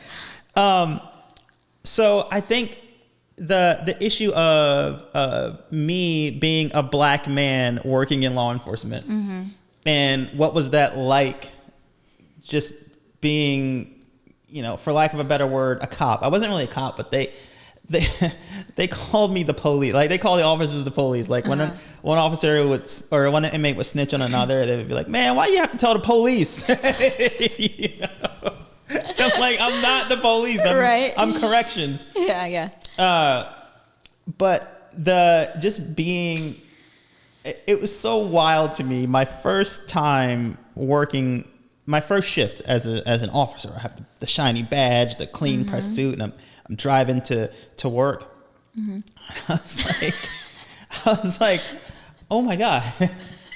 I'm taking myself to prison. Oh my gosh, yeah. Yeah, that had to be a crazy, it was wild. And I remember someone from my past, my youthful years, and I'm not going to name this person, but they had told someone that they could definitely see me ending up in prison in a few years.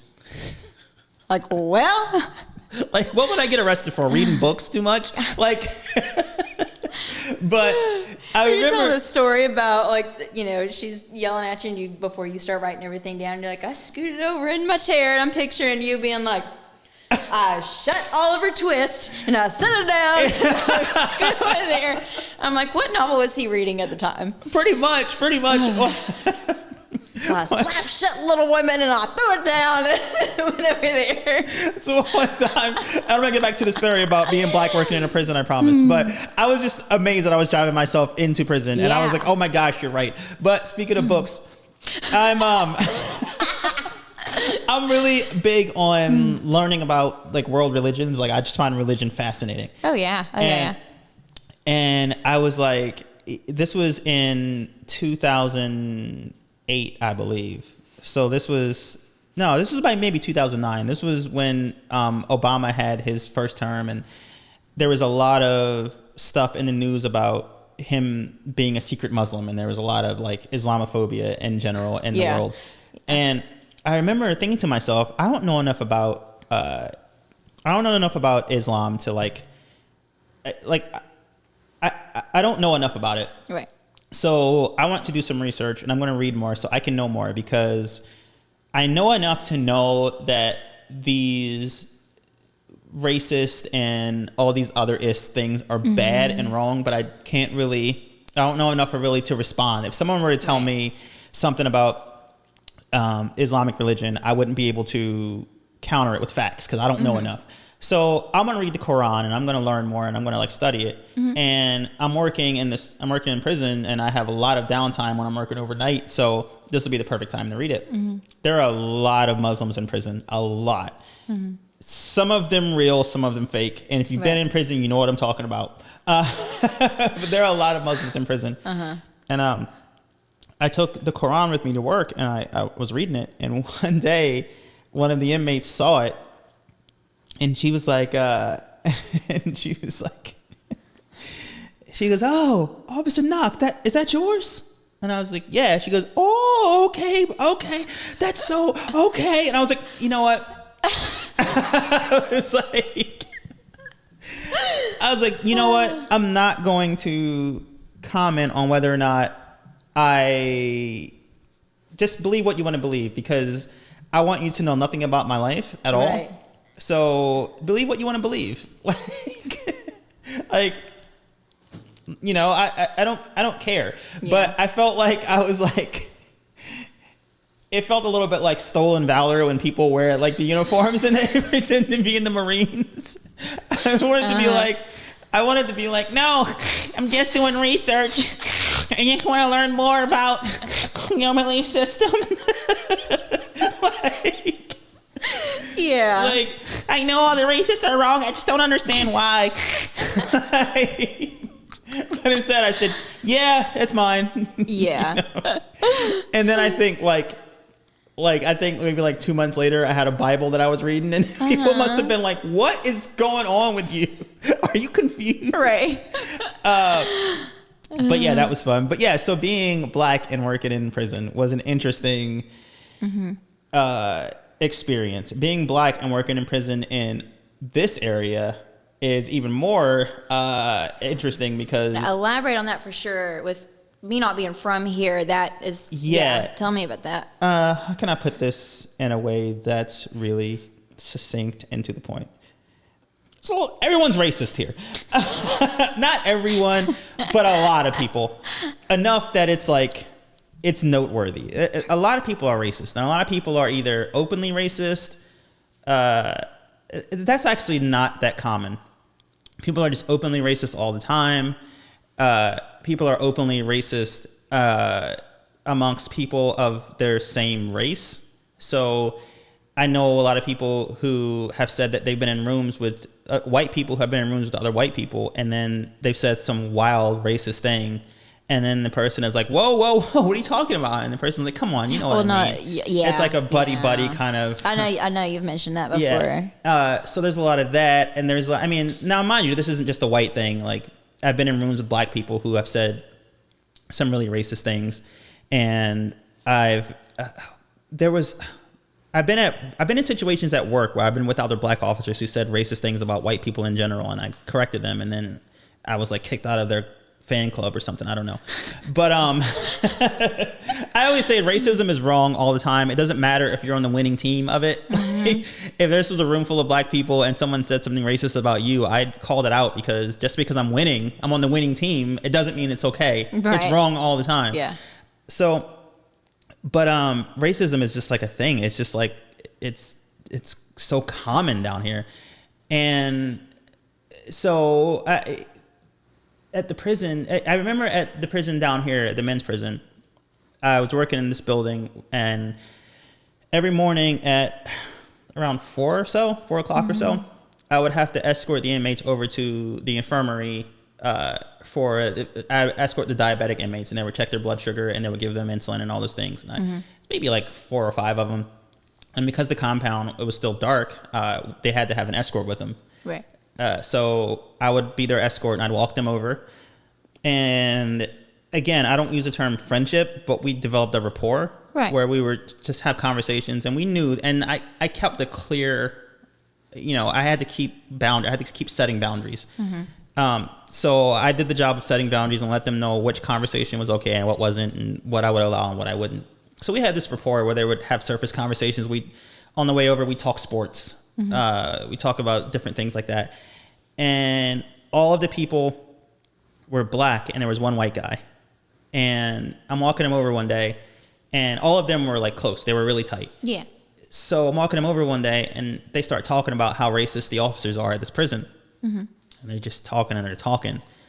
And I'm like not engaging in the conversation, because I'm just there to escort them. Like I 100% do not care what they say or what they think about the other officers. As long as you're not discussing plans to like harm them, I do not care. Yeah.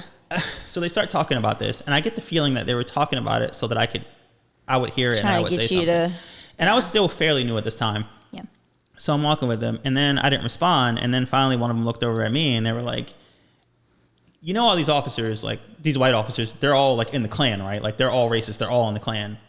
And I was like, oh yeah, really? He goes, yeah, man. And then the white guy goes, yeah, of course they are. Like they were all like, yeah, like all these officers are in the Klan. And I was like, listen. And they were kind of like, what do you think of that? And what it felt like they wanted me on their team, kind of. They wanted to see where you stood. They wanted me to like, Yeah. They wanted to try to plant the seed to drive a wedge between me and the other officers, because then now they can manipulate me into it'll just grow. It's like a crack in a windshield. Yeah. Put a little dent in there, and it just slowly starts to grow over time. Yeah. So I put a stop to it right away. And then you bust everybody out, and this is how movies are made. Yeah, exactly. Exactly. So I said, I was like, listen, here's my thought on this. I said, I know a lot of people here are racist. Like, I get it. I'm not stupid. And I said, as I don't care if they go home and burn crosses on their front lawns and wear robes and ride on horseback and if they're the grand wizard of I don't care. As long as here they do their job like they're supposed to. Yeah. I was like, I don't see any of these people outside of work. I don't care what they do outside of work. I don't want to know what they do. I don't want to know, and I don't care. Yeah. I don't care if they're in the Klan and they're burning crosses. I don't care because I see them at work and that's all I care about. And they were like, oh, okay. And I was just like, true or not, I don't care. Like and that wasn't a lie. I 100% did not care. Yeah. And that put a stop to that. There was never any more mention of that. But there were all kinds of just instances where I felt that people were trying to gauge where my loyalties were as far as my race. I had a white inmate tell me at the women's prison, I disciplined her for something, and she said that I was racist. And she said I was doing it because she's white. And in my mind, I'm like, do you have any idea? Like, watch my podcast. Look at the friends that I've had on here. Yeah. Like, do you have any idea how ridiculous that is? Yeah. And it was funny to me, actually. And she's like, the inmates can do write-ups of their own, and they can, if we do something bad, they can write it up and it goes to our supervisor. And she was like, and they were called grievances. Like, I'm going to file a grievance. Yeah. And she was like, I'm going to file a grievance because you're only doing this because I'm white and you're racist. And I was like, oh, is that how you feel? She's like, yes, that's how I feel. And I was like, okay, do what you got to do. Right. I don't care. But she was new in the area, but all the other inmates who had been there for a couple of years, they knew better. They knew that I treated everyone exactly the same. Yeah. But yeah, there was a definite kind of, it was weird. It was very weird. It was very weird being in there and seeing just the treatment of people. It was just weird. It was very weird seeing people in there, and there wasn't so much of a difference based on race. It was more of a difference based on, I guess, class. And those two things are intertwined. Like, those two things are linked together. Like, race and poverty are like this. It's like it's like a candy cane where the stripes going around. Like, they're linked together in this country. But it was what I noticed more often was it was more, and just in this area anyway, more of a class thing where poor people couldn't afford bail. Poor people couldn't afford this, and poor people were getting harsher sentences from the judges. And from what I understand, people told me that this happened along lines of race as well. Like, black people were getting more time for this exact same crimes. I never did any court work, so I don't know. Right.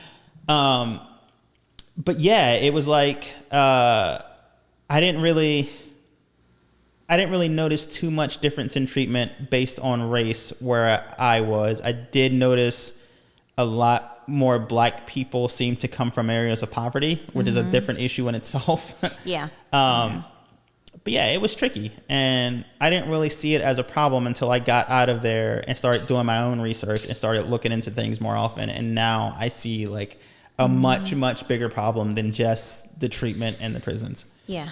So yeah. I couldn't remember. I started telling you about one of my friends, didn't I? Which one? For HPD. You did, yes. Started on that. Yeah, I think it was when we weren't recording yet. It's funny. It's been one of my friends for like a few years. And it was one of those things where we never really talked about like what the other one does work-wise, you know? And then it just kind of ended up coming out one day, like, well, this is what, and it's him and his wife both. Yeah. This is what we do for work is we're an HPD. And I don't remember exactly what their position is, but it's something where they definitely are over certain groups of people. And hers goes into like some real like scary. I mean, I remember from whenever I lived in Houston, like some neighborhoods where you're like, oh man, you don't go over there. Oh, like yeah, it's bad. Yeah, you for might sure. not come out of there kind of situations.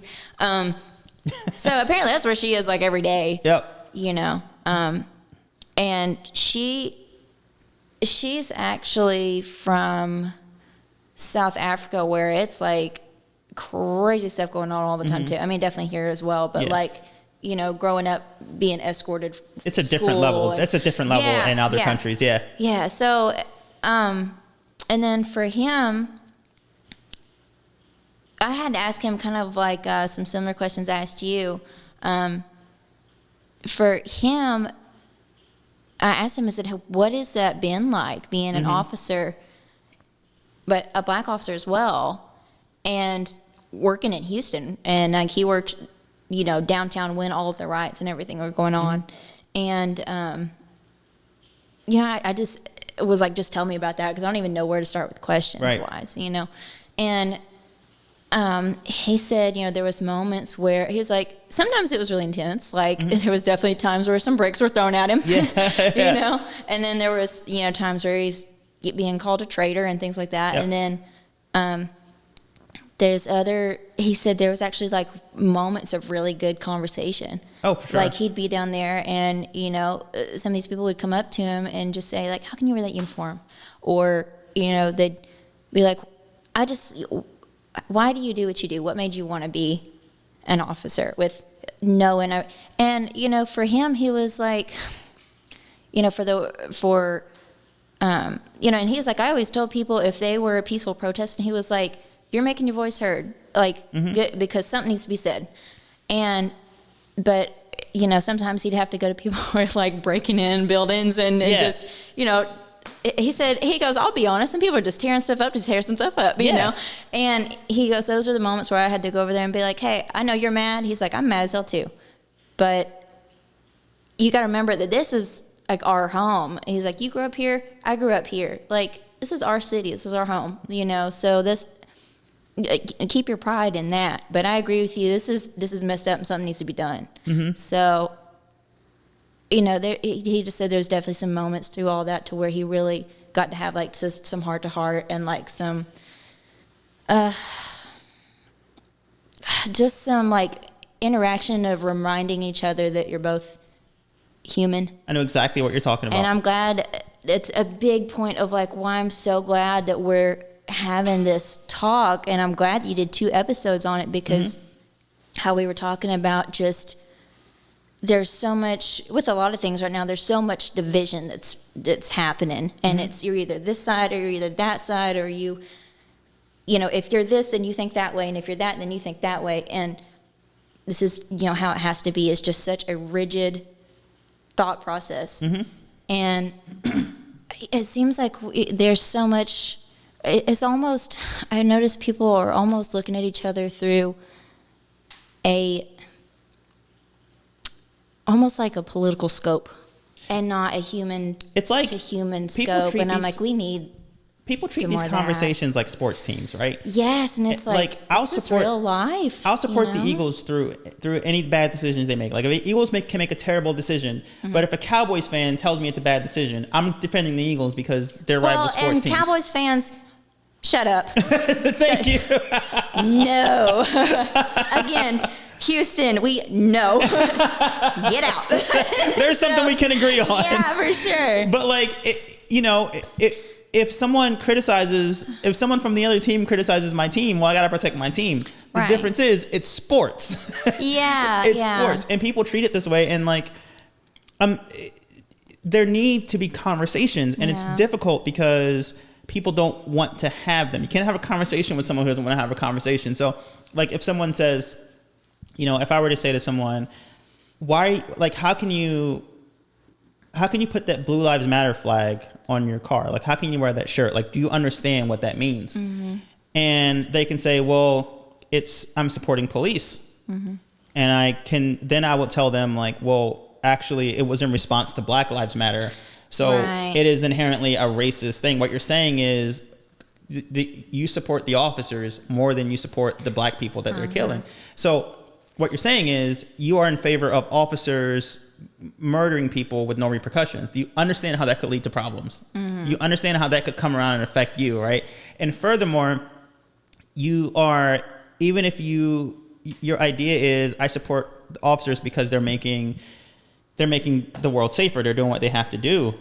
And I'm like, you don't understand the problem at all, and you don't understand that like your intentions may be good, but you're hurting so many people and you have no idea. Yeah.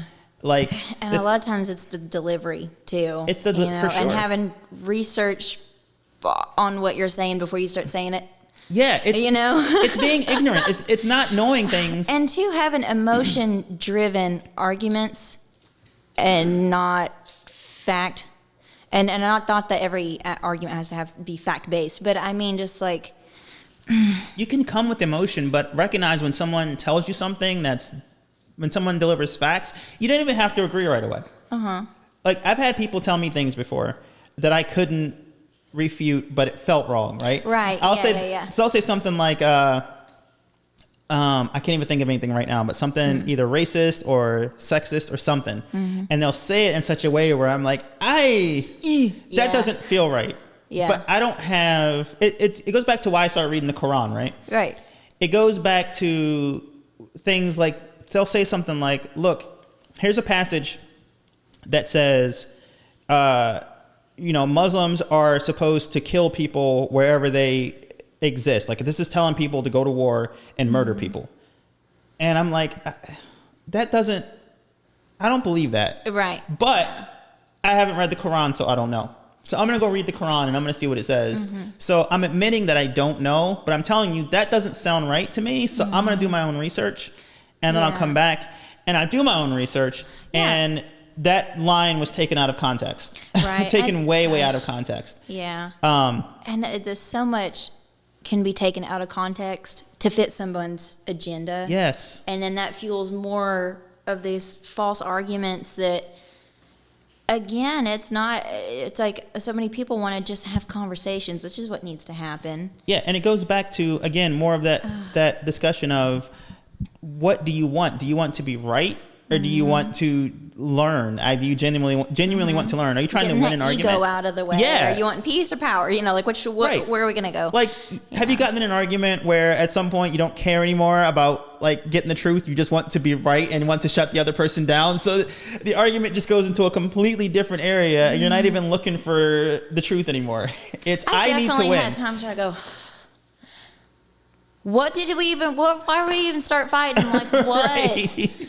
And the biggest thing that I see that people, the biggest area that people overlook is when it comes to, people say a few bad apples, it's just a few bad apples that spoil the whole bunch, right? And what are we doing about the bad apples then? Right, yeah. So you're just ignoring the bad apples, so you're admitting the entire tree is rotten, right?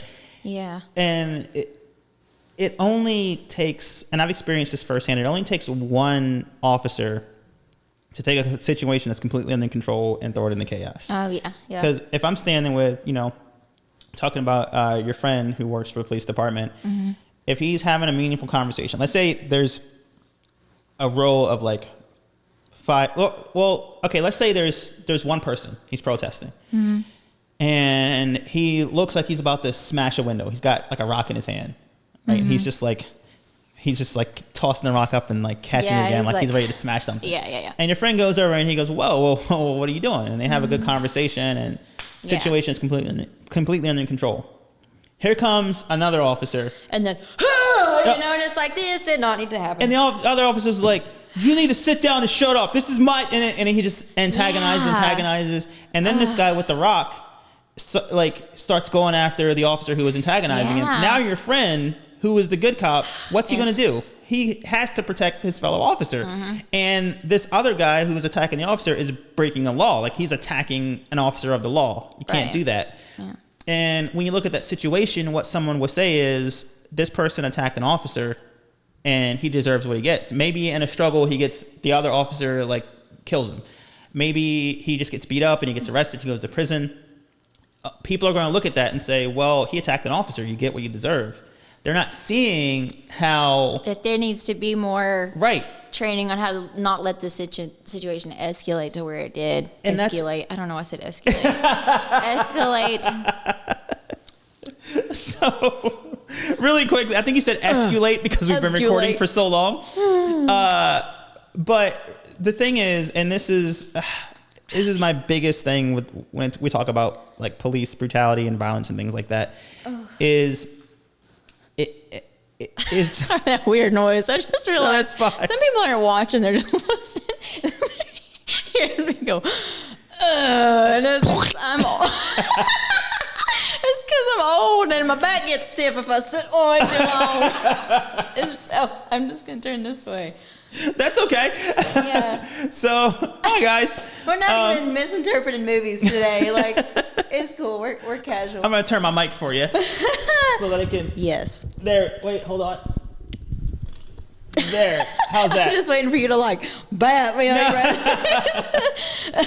So, chicken in your mouth. So, I forgot what I was gonna say.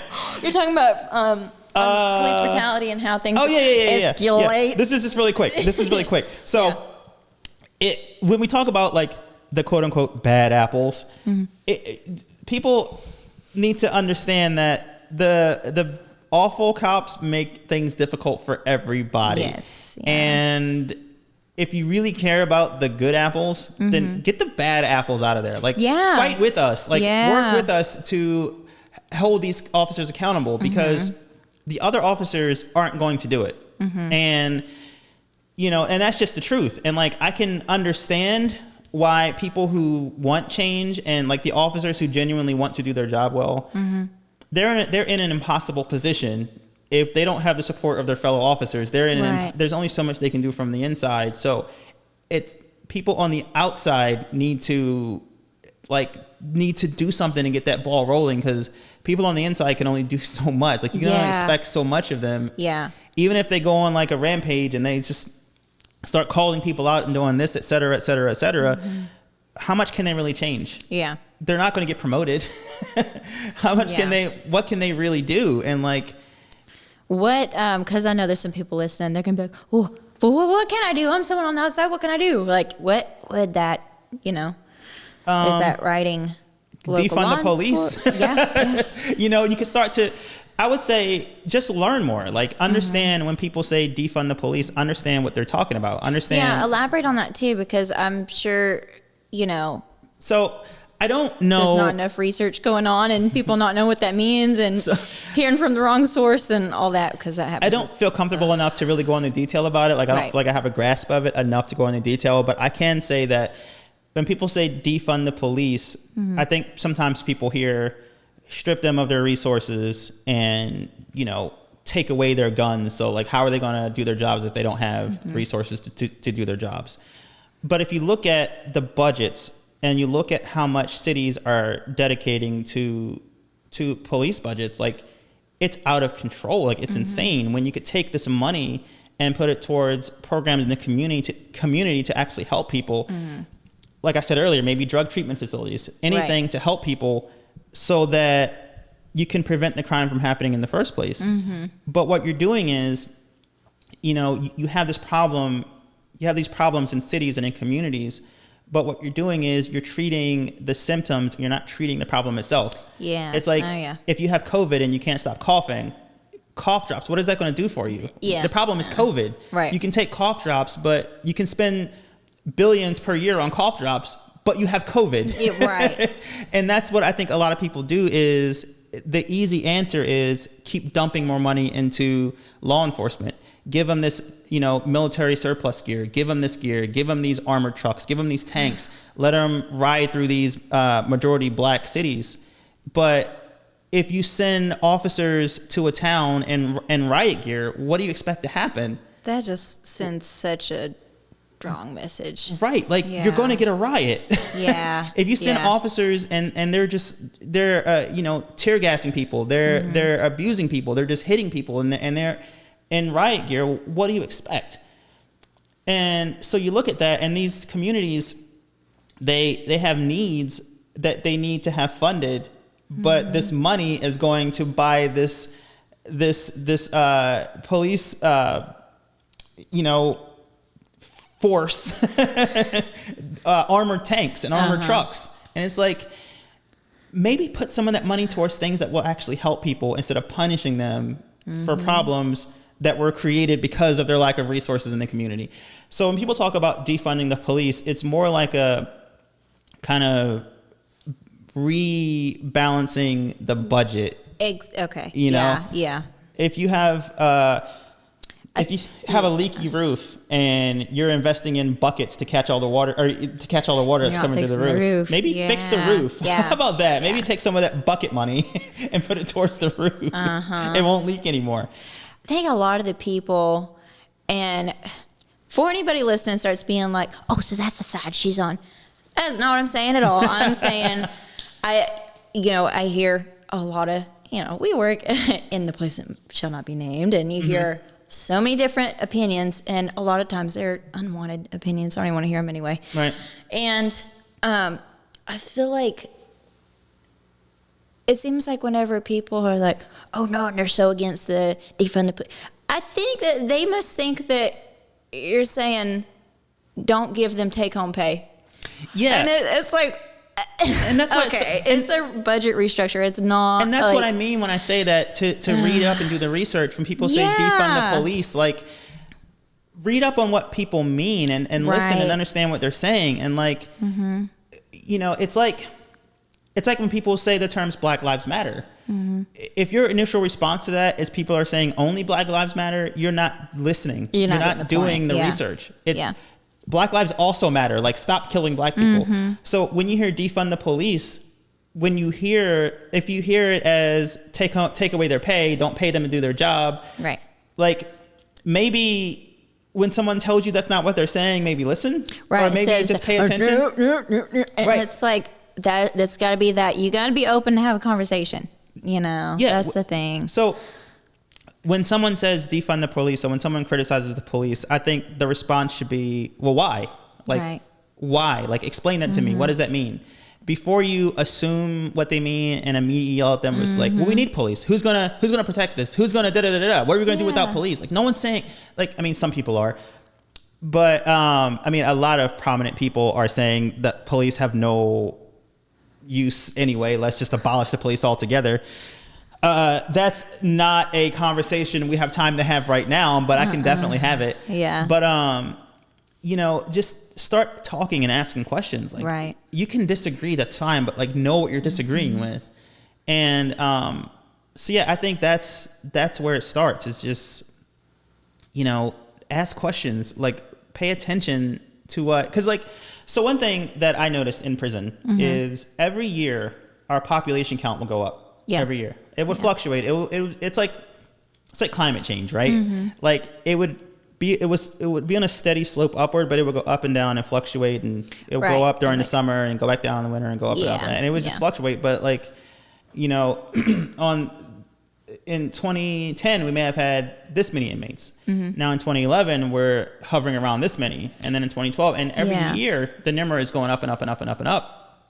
And I'm looking at this and I'm going, we're running out of space. We're running out of space for inmates. They're going to have to build more buildings. They're going to have to find a way to squeeze.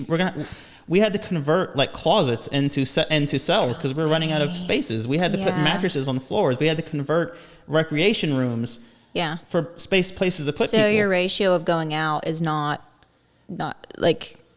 Well, it was just like there's just so many. Like, the numbers are going up and up and up and up and up. I'm looking at this and I'm going like, what are we doing here? If our goal is if the increasing the like tougher policing and getting tougher on crime, if the goal is to prevent crime or have less crime, like, it's not working. And that's just the fact. Like, it's not working. We have more people in here than ever. So either we're doing something wrong or we're lying about what our goal is. So if you want to get tougher on crime because you want to like stamp out crime, like, it's not working because more and more people are getting incarcerated every year. So then you have to ask, well, what do we do? What's the solution? And that's where the conversation has to start. Is like, if it's not working, so let's get more police and put more money into it. Let's pull more money out of, social assistance programs. Let's pull more money out of things in the community that could help people and prevent them from going down this path. People who genuinely want help, like the inmate who wanted to find a job and couldn't find one. Let's maybe put more resources into that instead of continuing to make this problem worse and worse.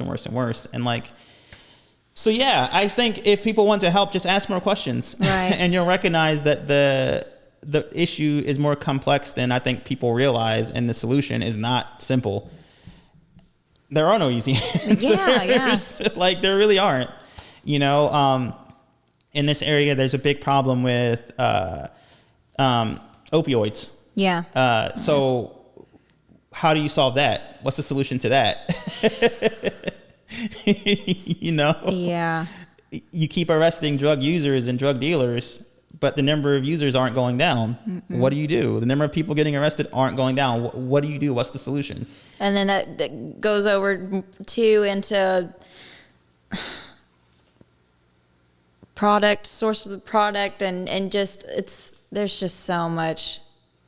Yeah, it's a lot, and I think that it's really uncomfortable to think about and consider. So people, it's easier to just ignore it. And that's the thing. I mean, the discomfort, I feel like, to talk about stuff like this and why it gets avoided, I feel like a lot of that is because people are so scared of getting in these heated arguments, because it seems like to just have conversations about any kind of these touchy topics, it gets to, and it just gets angry. And it's like, if we can kind of agree to maybe just like simmer down and agree, I want to have an open discussion so we can really learn. I think that people, there's so much like tension. I think there's some of that. And I also think that, I mean, for me, like, I don't back down from those like angry I try to avoid them because there's no point, but I also don't back down from them. Because I've dealt with much worse.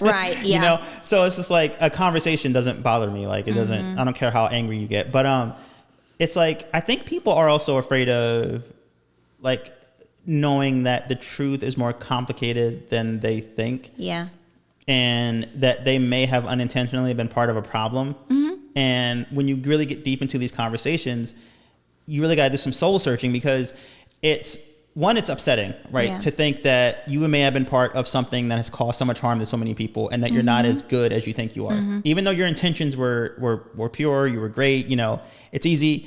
Cop, fight bad people, bad guy, go to jail. That's the end. Cop, good guy, bad guy, that's it. And like, when you start to realize that it's not that simple. It's a lot more intricate than. Not only is it depressing because it's sad, but then now you're just like, well, how do I fix it? I don't have an answer. I can't fix it. And then you realize that you've passively been part of the problem all along. And now you have to look at yourself and criticize yourself. And humility. Comes in. Right. And then it's also scary. Like, it's terrifying for people to think that a police officer or a corrections officer, whoever, can do whatever they want and get away with it. Like, that's terrifying, because you know, you look to them to trust them. Like, certain people have been raised, you call the police, they help you, and that's what you do. When you need help, you call the police, they come, they help. Well, that's not the reality for everybody. And it's uncomfortable to think about that. But, you know, the fact that you can avoid that is a privilege. If you're able to avoid, and this is not specifically a race thing, by the way. Like, I know plenty of white people who hate the cops. But the fact that you can call the police and you have this belief that they will come and help you out is a privilege. And some people don't have that privilege. And it's something that's not realized either. I mean, I know I've done in situations. I swear, every time I do get pulled over, which is not very often, but every time I do, I'm scared out of my mind, and I'm one of those people where I'm just like, I don't want to get in trouble, like you know, and it's little nerdy kids, like, I don't want to get in trouble, you know. And that's part of it for me. But then I know I've also had someone stalking me and trying to break into my apartment to get to me, and I've also had to call for help, and there's that side of it. So I like that you're telling me this too, of, you know, there's a certain view from certain. I mean, like, you have trouble, you call the police, they come and help. Like, and there's a mindset that knows it only is that, and then there's a mindset that is just unfortunately come to know it as just scary. That if you see him, it means, you know, you're in harm's way. Yeah, I'm going to be very so vague sad. very vague about this, but Yeah. I was, after I had left the job, I was hanging out in Panera, and and an inmate came and she saw me there, like a former inmate saw me there.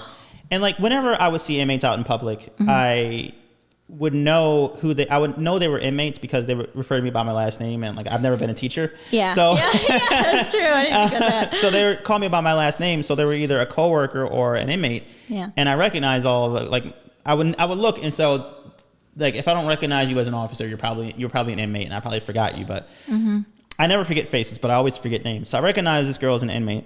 And I'm sitting there, and I wasn't long after I had left the prison, so I'm still working through a lot of stuff. And I'm sitting there and I'm writing at a Panera Bread, and she comes over and she was like really excited to see me because like I had generally a good rapport with the inmates because they respected me because I treated them like human beings as much as I could without losing my job. And they understood that I was never nothing I did was ever personal, even if I like caused them to experience grief. It was never personal, so they respected that. But you know, she was like, "Hey, how you doing?" I was like, I'm good," you know, which was a lie, but I was like, "I'm good." And I was like, "Hey, you know, you're looking good, looking healthy, like taking care of yourself." And she was like, "Yeah, I'm trying," you know, and she was telling me she was trying to get her life in track and et cetera, et cetera. Yeah. And then she started telling me about how she had seen, she told me a story about seeing a cop shoot a guy who was not a threat. And I would be very vague, but she witnessed a police officer basically just like murder a guy. And she was like, it happened like right down the street from where I live. Like it happened like I was on my front like stoop, and I watched it happen. And I was just like, how can you trust law enforcement? Exactly. How can you hear back the blue seeing that when someone does this? Yeah. And not only do they do it, but they don't face any kind of consequences for it. Yeah. And not only do they not face consequences, but you have people with the Blue Lives Matter saying that, well, I'm sure you deserved it. You know, I'm sure you deserved it. This person had marijuana in their system. So are we killing people now who smoke weed? Is that what you're calling for? And it's just this way to rationalize it and justify these murders. Like, how are you supposed to trust the police? Like, are you going to call them? Like, you know, you just said that you've been situations where you've been, you know, getting stalked and all this. It's like, if you had a situation where you needed your tire changed, would you call your stalker? No, because that's terrifying. Yeah, no. Like, if you're in a situation where you, your car breaks down on the side of the road and you have to call for help, you know, would you call your stalker? No. That's how people feel about calling the police, because they're not there to help them. In their experience, they haven't been there to help. My best friend growing up, and she, to put this in perspective as well, I'm pretty sure not only was she the only black student in my grade, but she was pretty much the only one, like, and I was in such a small school. We had elementary, middle, high. Right. It wasn't like intermediate and buildings A, B, and C. Like it was just small. You had 1, 2, and 3. Right. So it wasn't just in our class, but it was in whatever portion of the school we were in at the time. You know, and so this was pretty much the same. Because I mean, I called her as soon as the George Floyd incident happened, and I called her, and I was just like, I just want to know your thoughts too, you know, on everything, and also because we talk like every day. Right. And you know, she pretty much worded it the same way. Of having that, like, well, I mean, if you're in trouble, it's not exactly the first person you want to call all the time. Exactly. You know? And it's just recognizing that, and I think having these conversations and having people realize that, I had no idea that was a thing. Like, I had no idea that this was even. And also, it's hard for people because when you look at the situation like with George Floyd, it's one of those things where this has been happening before George Floyd. Yeah, it's not just the first and then time. You have to think back and go, this happens every day. Yeah.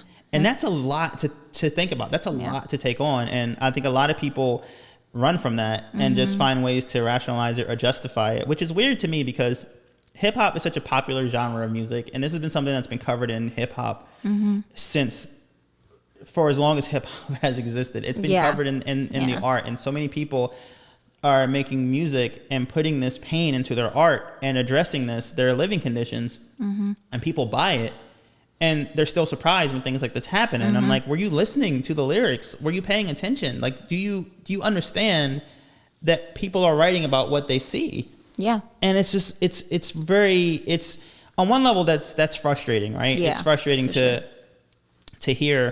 deal with that your entire life, and then you have to see it on tape for it to be real. It's like when Ray Rice had that incident in the elevator and it was caught on tape, and the NFL was like, oh, it's time for discipline.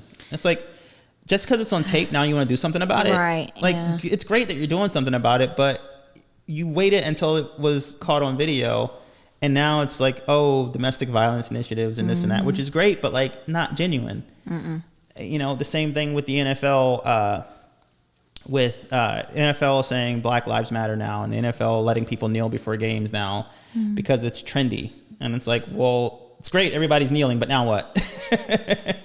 Now what? Like, what are we doing now? Like, what are the actionable things that we're doing? Is when, you know, you start to really get, I almost don't even want to say awareness, because that ends up being when we are finally addressing something and really getting some progress behind it, and then it becomes a trend. Yep. Oh, and it's just like, no, this is important. It's not just the newest thing. Yeah. But that's why I talk about it so much, and I put it in my podcast, and I talk about it whenever I'm having conversations with people, because I don't want to dwell on it in the sense that, like, I want people to replay videos of someone getting shot. Like, I don't want to dwell on it and remind people about all these tough things, but at the same time, I don't want people to forget and overlook these things. Right. So I mention them a lot, and I work them into jokes on the podcast a lot in my opening like scripts and everything, and I talk about it all the time because I don't want people to ignore it. I don't want people to ignore these things and forget them. And when I have conversations with people, the conversations get really, like, when people, I know these conversations are heavy, so I hardly ever initiate them in public spaces. But when people start them, I always continue them. I never back down. So I continue the conversations, and what always happens is people get to a point where they're like, all right, I don't want to talk about it anymore. Let's drop it. When it gets too heavy, when it gets too upsetting, I don't want to talk about it anymore. And my response to that is, I didn't start this conversation. Yeah. So that's first of all. And second, what's it like to be able to have these problems go away when you decide to stop talking about them? Because I don't know what that's like. So explain to me what it's like for you to decide I'm done and be finished. Because you didn't ask me if I was ready for this conversation. You started it. Yep. And now it's too much for you, and you want me to give you the respect that you didn't give me. It's like how you're talking about, it starts going into that, oh, I might actually be wrong, and kind of need some milk to go with that humble pie a little bit. Right, choke it on, you know, which I like that about your show too, is that whenever we do talk about heavy topics, is that you are addressing them fully. You know, you're not, I feel like there's so much extremism in a lot of things right now whenever it comes to discussion. It's like one team, the other team, or all the bad apples, or, oh no, there's no bad apples, or it's just these extreme statements. And here you're covering it for what it is. Yeah, because they're given like real observation, you know, like you've experienced it, observation, and also with research, and you know, I like that you're given that whole scope. You know, I try that because I try to do that because I don't think that anything is ever as simple as people tend to make it out to be. Like, and I also think that comes from me trying to reconcile me thinking I'm like feeling like I'm a good person, but, and this is when I left the prison, it's I'm a good person, but how can I be a good person and have been part of this thing that's so awful and so harmful? And, you know, how could I do that? How could I just contribute to this larger problem? And I told myself that it's for money, and it was for money. Like, I needed money and the benefits that I got and things like that. But it's like, does that make me a good person or does that make me a bad person? There's no easy answer to that. Like me personally, I think I'm a great person, but there's no really easy answer for that, where if someone were to craft an argument and tell me that I'm a horrible human being for being a part of that, they could have a valid argument that I would be like, fair point. I disagree, but fair point. I can see that. Yeah. Like a lot of the inmates thought I was a horrible person because of what I was doing. And like my response to that was just like, you're entitled to your opinion. Like you don't have to like me. Right. Yeah. Like I don't. And there's assumption too, and that's a whole other thing. Yeah. You know, there were a lot of assumptions made about me. But there was, see, so I feel like we should wrap up soon, but I don't know if I should end on a depressing story or a good story. there's always that button, and that just kind of like, it just kind of lightens the mood on some stuff. So should I end on a depressing story or should I end on a good story?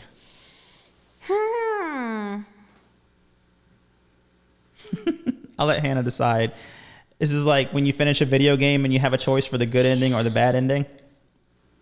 The depressing story. Finish him. Let's go depressing. Okay, we're gonna go full on depressing, folks. Yeah. Did I mention the story on the episode, or was that after I had finished recording about the mother and daughter? I know you had to take somebody to their daughter's funeral. Yeah, so I'm gonna talk about that story. Okay. And then I'm gonna talk about that, and then I'm gonna see if I can remember any other depressing stories I can tell. So the reason that story was extra depressing is because, let me get some water here. The reason that story was extra depressing was because this woman is in prison, right? This older woman is in prison. Mm-hmm. And at one point, she didn't cause any problems at all. And she was just old. She was like older. And I don't know what she was in prison for because I never checked to see what they were in for because I didn't want to know. Mm-hmm. It didn't matter, you know. Mm-hmm. The only thing I knew was they did something wrong and they got caught and they're here. Yeah. Like, the rest, it doesn't matter. So she was in prison for something and she was older and she comes in and her daughter had gotten arrested. Mm-hmm. And this woman had been there for a while and her daughter had gotten arrested. And I just remember thinking to myself, and her daughter came to the same prison. I remember thinking to myself, like, how tough must that be to be a parent and you're in here not able to raise your child, and then your child is in prison with you now because of whatever decisions they're making outside, and you're not there. Yeah. And they're just basically following in your footsteps because, like, you weren't a good parent. For whatever reason. Like, I'm thinking how I would feel if I was in that situation where it's just like I failed as a parent. Yeah. And now my daughter is following the same path that I'm following. Right. So I don't know how they finagled it, but they managed to get her and her daughter in the same cell. Oh. I mean, I as an officer at the time thought that was a bad idea. Right. I thought they should have been on completely separate, like, areas and units because for a few reasons, but they put her in the cell with her daughter. Yeah. And no problems. Like, there were no issues that came of it. Yeah. And you know, I was just like, okay, that's kind of uplifting because now, even if it's in prison, like, maybe she gets a chance to, like, be a parent or like talk to her and give her some advice. Or if it's not a real toxic, they're not aggressive with each other, that at least it might give you like okay, so this one cell, I don't really have to worry about something breaking out, you know? Yeah. It was wild. So yeah. So that happened, and then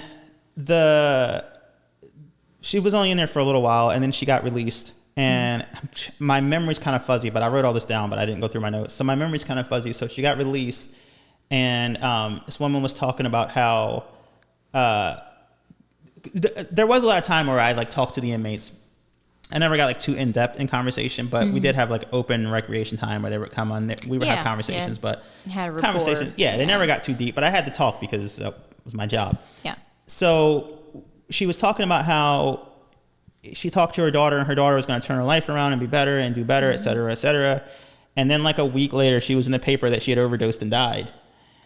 And so it was in the paper. And when she got the news, she got really upset. Yeah. Obviously. Yeah. So she got super upset when the news came through, and then she had gotten so upset that we had to put her, not we, because I didn't have any control over it, but we had to put her on suicide watch.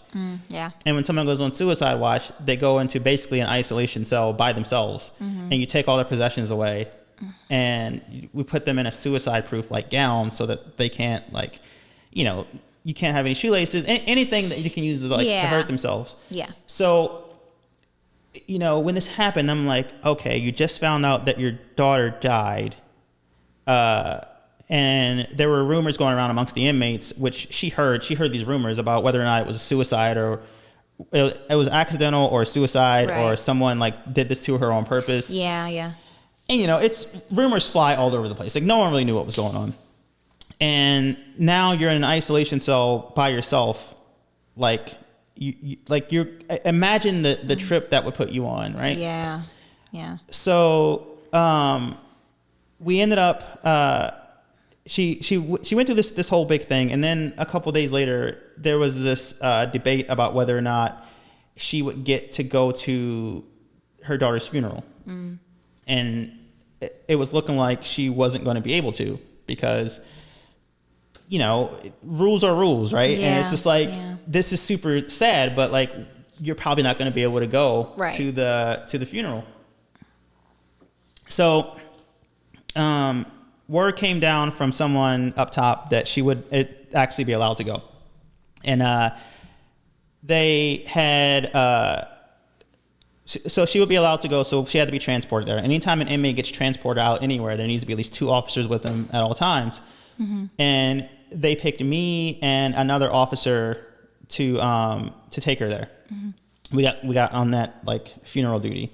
And the way it works is she isn't not actually at the funeral, but she can go to a viewing, a private viewing by herself, and then the funeral will happen later. Right. So we take her to this private viewing, and she's in there, and she's handcuffed, and she's walking in there, and we're driving her over, and we go in there and we take her to this viewing, and her daughter is just there in the casket, and she goes in there and she just starts bawling. Yeah. She just breaks down. And the officer I was with was and also you got to understand that if you started breaking down and crying, I would at the very least give you a hug or something. It's just the natural reaction to do something. Just a hand on the shoulder, something. Yeah. But meanwhile, I'm just standing there with my gun on my hip, just watching it, because that's not my job. And too, like you said, you don't want to do something to where it can get turned well, he touched me. Exactly. You're just avoiding anything being misconstrued. So even then, I didn't feel I should have felt something, but I didn't feel anything, right? So the other officer I was with, she went over and kind of did the whole comforting thing, right, and patted her on the back or whatever, and she starts crying, and she reaches into the casket and just takes one strand of hair and puts it in her pocket. Yeah. And then the director was whoever the guy was all right, that's it, time's up, we gotta move along. So we took her out of there, and she was just said something bye baby girl, or something like bye, and she we take her out of there, and we get her into the van, and we're driving back, and on the way back she said to us, she was just she was that was tough, but she was I gotta tell you guys that I'm glad it was you two who brought me out here, because you two are the only you two are two of the only officers who actually seem to treat us like we're people. Wow. And she was just I was really glad it was you two that that took me, and she was I really appreciate this. Thank you a whole lot. Yeah. And I was sitting there, and I was no, you're welcome. That's cool. Yeah. But I felt a little bit. I said, you feel that? I felt a little bit that got through just a little bit. And I was it's no problem. I think I treat everybody with respect. That's just what I do. Yeah. And she's no, but I just really thank you. I really appreciate it. Yeah. And that was that. We took her back and put her back in a cell. I went home, and everything else, didn't talk about it. Yeah. Never brought it up again. Man. But that was a lot. That was a I'm lot. sure. Yeah. And even then, like, you would think that at that point I would be like, all right, I can't keep doing this. Like, I gotta get out of here. No. Kept doing it.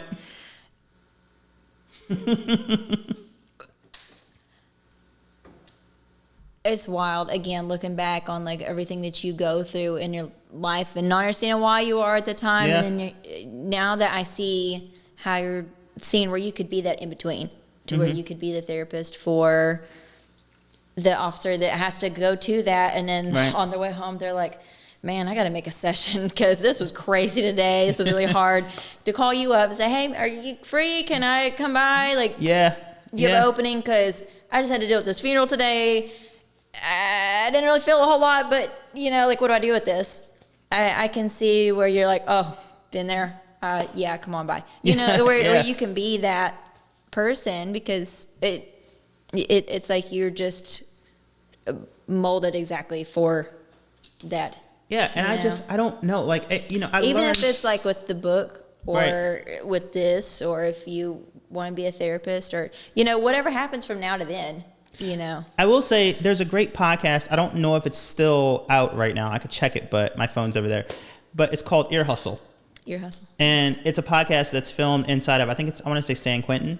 Not filmed, but it's recorded. It's actually recorded in prison. And they do prison stories, and they actually talk to actual inmates. Yeah. And it takes them forever to record it because it's prison. Yeah. And they actually go in there and like have real conversations like inside a prison with actual inmates, and they can tell their stories and things like that. It's really cool. It's called Ear Hustle. I don't shout out other podcasts a lot, but I used to listen to it a few years ago, and it was weird. It was oddly comforting because it was just like, it put me back in that environment that I was so familiar with that I never want to go back to, but like, they're like the terms they use, like the way they talk, the way they go about their days. Yeah. It's just like, oh, this just puts me right back to something I did for years. Like, like, you know, I feel that in a weird way. Yeah. There's a podcast I was listening to called, no, I didn't fart. That was my shoe on my jeans being like, that's what I would say if I farted. Same. But, oh my gosh, what was this? Cold something. Not cold case. It was definitely something a lot less overused than that. Anyway, but it was this woman from Northwest Arkansas, which is where I'm from, and she went into journalism, but then she also went into forensics, and so she. Now, because there were so many cold cases of girls' disappearance or murders, things like that, within that area that, you know, and again, this is one of those, the bad side of, that there can be of law enforcement, the whole good old boy thing going on, you know, somebody knows somebody, and, you know, people that need to go to jail don't get taken to jail. Yeah, there's a lot of that going on. There's a lot of that. And so, you know, so she came back and she started opening up these cold cases again from, girls that disappeared from her school, or, you know, girls that she had heard about in the paper within like the same district or a few towns over. And because she was able to go in there and say, oh, hey, I remember you. I went to school with your daughter. Do you think she'd be free and want to talk? Because I know she used to be friends with this girl. And, you know, because, you know, people in small towns, you know how they're like, well, you know, they don't really want to share to like outsiders, you know. And so what's weird and relatable is sometimes she's like, oh yeah, and then I went into Mountain View, and and I'm driving along, and I'm just like, oh, I used to run track over there sometimes. Yeah. And I'm like, okay, this girl got dumped in the river over there. That's okay. Or she'll talk about, in this town over here, and this girl, you know, they found that she got beaten with the piano leg. And it's not like uplifting, but you're like, nostalgia. Oh, I know exactly where she's talking about. That we used to go fishing over in that lake. And what? You know, so yeah. I don't know why. I like listening to it because I know exactly the area and the characters, like the people she describes. I'm like, oh yeah, I can totally picture him. It's just familiar. A tooth in his head, because this is like the cranker part of town. I know that town she's talking about. We never went there. Right. You know, but you know, it's people. It's like they people like relating to Yeah. something, Oh, even yeah. if it's not like the most positive. So It's just something that like there is a level of comfort there because I did it for so Yeah. long that it's just like Yeah. I know it like the back of my hand. So Yeah. it's just like, oh, cool. Like even when I watch prison shows, like I watch prison shows and I'm like I will never work in one of those again. But oh yeah, all this feels Lockdown. really familiar. Yeah, I'm Yeah. like all this feels really familiar. Like the inmates behind the door screaming at the officers, like oh yeah, I remember those days. You know what's hilarious? We'll be driving with, and he just had his 70th birthday. I'm talking to my stepdad again. I think that was a year ago. So I think he's 71 now. And it's so funny because we'll be driving down the highway, and if somebody comes along, you can definitely tell they're like drunk driving, Yeah. or they're just definitely putting people in danger. He goes into like, he'll start falling, and Yeah. Mom was like, honey, you can't speed do because Yeah. now you're not in hot pursuit. Like, you don't chill have a out. marked cruiser anymore. Yeah, but he will call in and be like, this is retired trooper number nowhere by mile marker, and I've got an SUV going this much over the speed limit. It looks like he's intoxicated, and can we get somebody out here? And they're like, oh, yes, sir. Thanks for calling that in. Also, thank you for your service. Yeah, and he's just like, oh, I just gotta look out for these people on the road. There's families out here and all this. And I'm like, Bob, stop working. The man's retired like 4 times Stop in various copping. jobs. Like, you're not a cop anymore. You know? But at the same time, I'm like, what if they did hit somebody? True. And again, instead of being part of the problem, speak up and, It's a tricky situation. It's very difficult. Yeah. But I think, let me see, which music should I use from our outro music? Is this? love that one.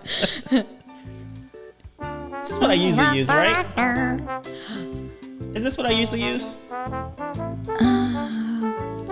It's like the jam, the intro jam. Oh yeah, that's coming. Don't worry. This one is this is Farmer Jim. Hi, I'm Farmer Jim. Howdy.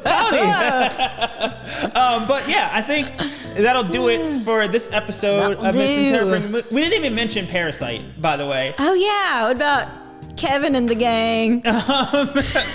It's hilarious. Kevin and the gang. That was so funny. Honestly, I don't. One of the reasons why I didn't talk about Parasite this episode is because I didn't want to talk about the second half of the movie because it's so wild that I don't want to ruin it for people. Have you seen Parasite, by the way? I have not. You should. It's very, very good. Yeah. So watch Parasite. And to relate Parasite to this episode, Parasite is has basically 2 parts, and this podcast had 2 parts as well. So if you haven't heard part 1, go back and listen to part 1. It's not. I think you think it's more depressing. It's probably less depressing than this episode. So if you're able to get through this one, then you'll enjoy part 1. Right. But yeah, I think that'll do it. I don't really have any. Well, thank you for answering Thank you for asking our questions. Thanks for the opportunity for me to get to ask you questions. Yeah, no problem.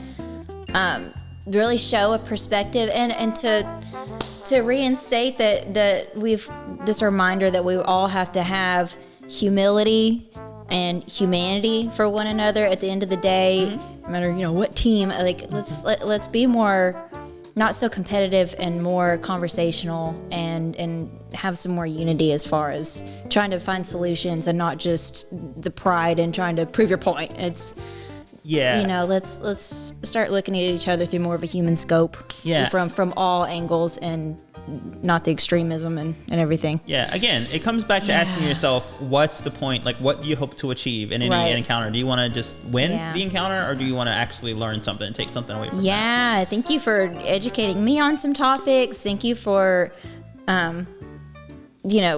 bringing up some topics that we could hopefully educate people listening on. And maybe and add a variety of points to discuss. And these will definitely hopefully lead to new discussions and new topics and new podcast episodes. Oh yeah. Because also the funny thing about this is as depressing as this may have sounded to some people, the funny thing about this is these are thoughts that I have all the time. And it's interesting to do a podcast about it because what happens is I take these thoughts and filter them through like a filter of just insight and hopefully humor, and then you get the podcast. So if you were to open my notebooks and look at the notes that I take, they would be this depressing. But it's not depressing for me because the way that I view things and the way that I handle things and the way that I like just self-care and things like that. You the realist. I try. I like it. I try. Yeah. And it's just like, this was definitely like kind of a peek behind the curtain of how I think, because there wasn't any, movie analysis or any kind of veil between what I want to say and how I want to present it. It was just me just talking about something that was so a noteworthy point in my life, and we didn't even touch on half of it probably. Probably not. It's something that, again, it's a conversation that hopefully is going to go on for years, and more progress is going to be seen over the years. I definitely am going to do more things that talk about this in more detail. But I will say this, and this is one thing that I will leave with before I play the theme song, is that one thing that never stopped making me feel something. Like I didn't feel a lot of the time, but one thing that never stopped making me feel a good feeling was when the reaction that the inmates had when I gave them the news that they were getting released. And just the excitement and the happiness, even if I knew for a fact they would be coming back. Yeah. The excitement they felt when they got released was just like, it was so genuine. Yeah.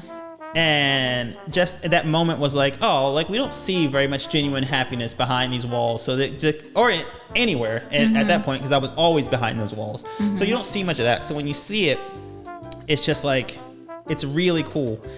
Flip side of that is people who were upset they were getting released because they had nowhere to go. That was the flip side to that. Yeah. But the joy of seeing people get released and at least have the hope and belief, like they had the hope and belief that this was going to be the time to turn it around. Right. And then of course they would most often come back a few weeks later looking worse for the wear. But just in that moment. Yeah. just for that. Yeah. And some of them did make it out and never went back. But it's a process, and it's not,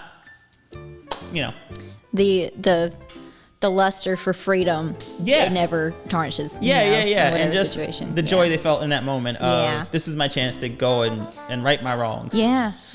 It was a good feeling. I just didn't think about the fact that they probably weren't going to do that. Yeah. But anyway, thank you for tuning in and watching. Hannah, thank you for taking the time. Thank you for having me. To have this extended conversation. It's awesome. I love it. Oh, thank you I would love to have you back anytime. We could talk about something a little happy. I promise, by the way, next week we will do something very, very happy and uplifting and sunshine and rainbows. Not going to cackle. No, that's reserved for one time of the year. And that's spooky season. Spoopy. Spoopy, baby. I wish I had programmed your cackle into one of the buttons so I could just play it. Just have a sample. Yeah, I'm still gonna do that, but I wish I had done it for this episode. Sample. This one? Yes, it's like my favorite one on this panel right here. All right, well, I think it's time for us to rock out. What do you say? With your out. And all right. Hit it, DJ. Yes.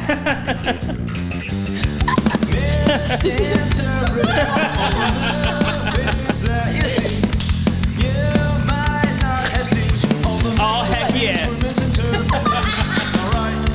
That's okay. You're really smart, and that's fair play. Misinterpreting all the movies that you've seen. You might not have seen smash hit. all the movies we're misinterpreting. That's alright. That's okay. You're really when I get better at production, I'm gonna remix this okay. for you. Yeah. I've talked for 3 hours. I got nothing else. Usually I have something to say after that. I got nothing. What do you want from me? Probably another pee break. Yeah. Oh yeah. I'm gonna take a pee and poop break. And farewell. Toodaloo. Toodaloo.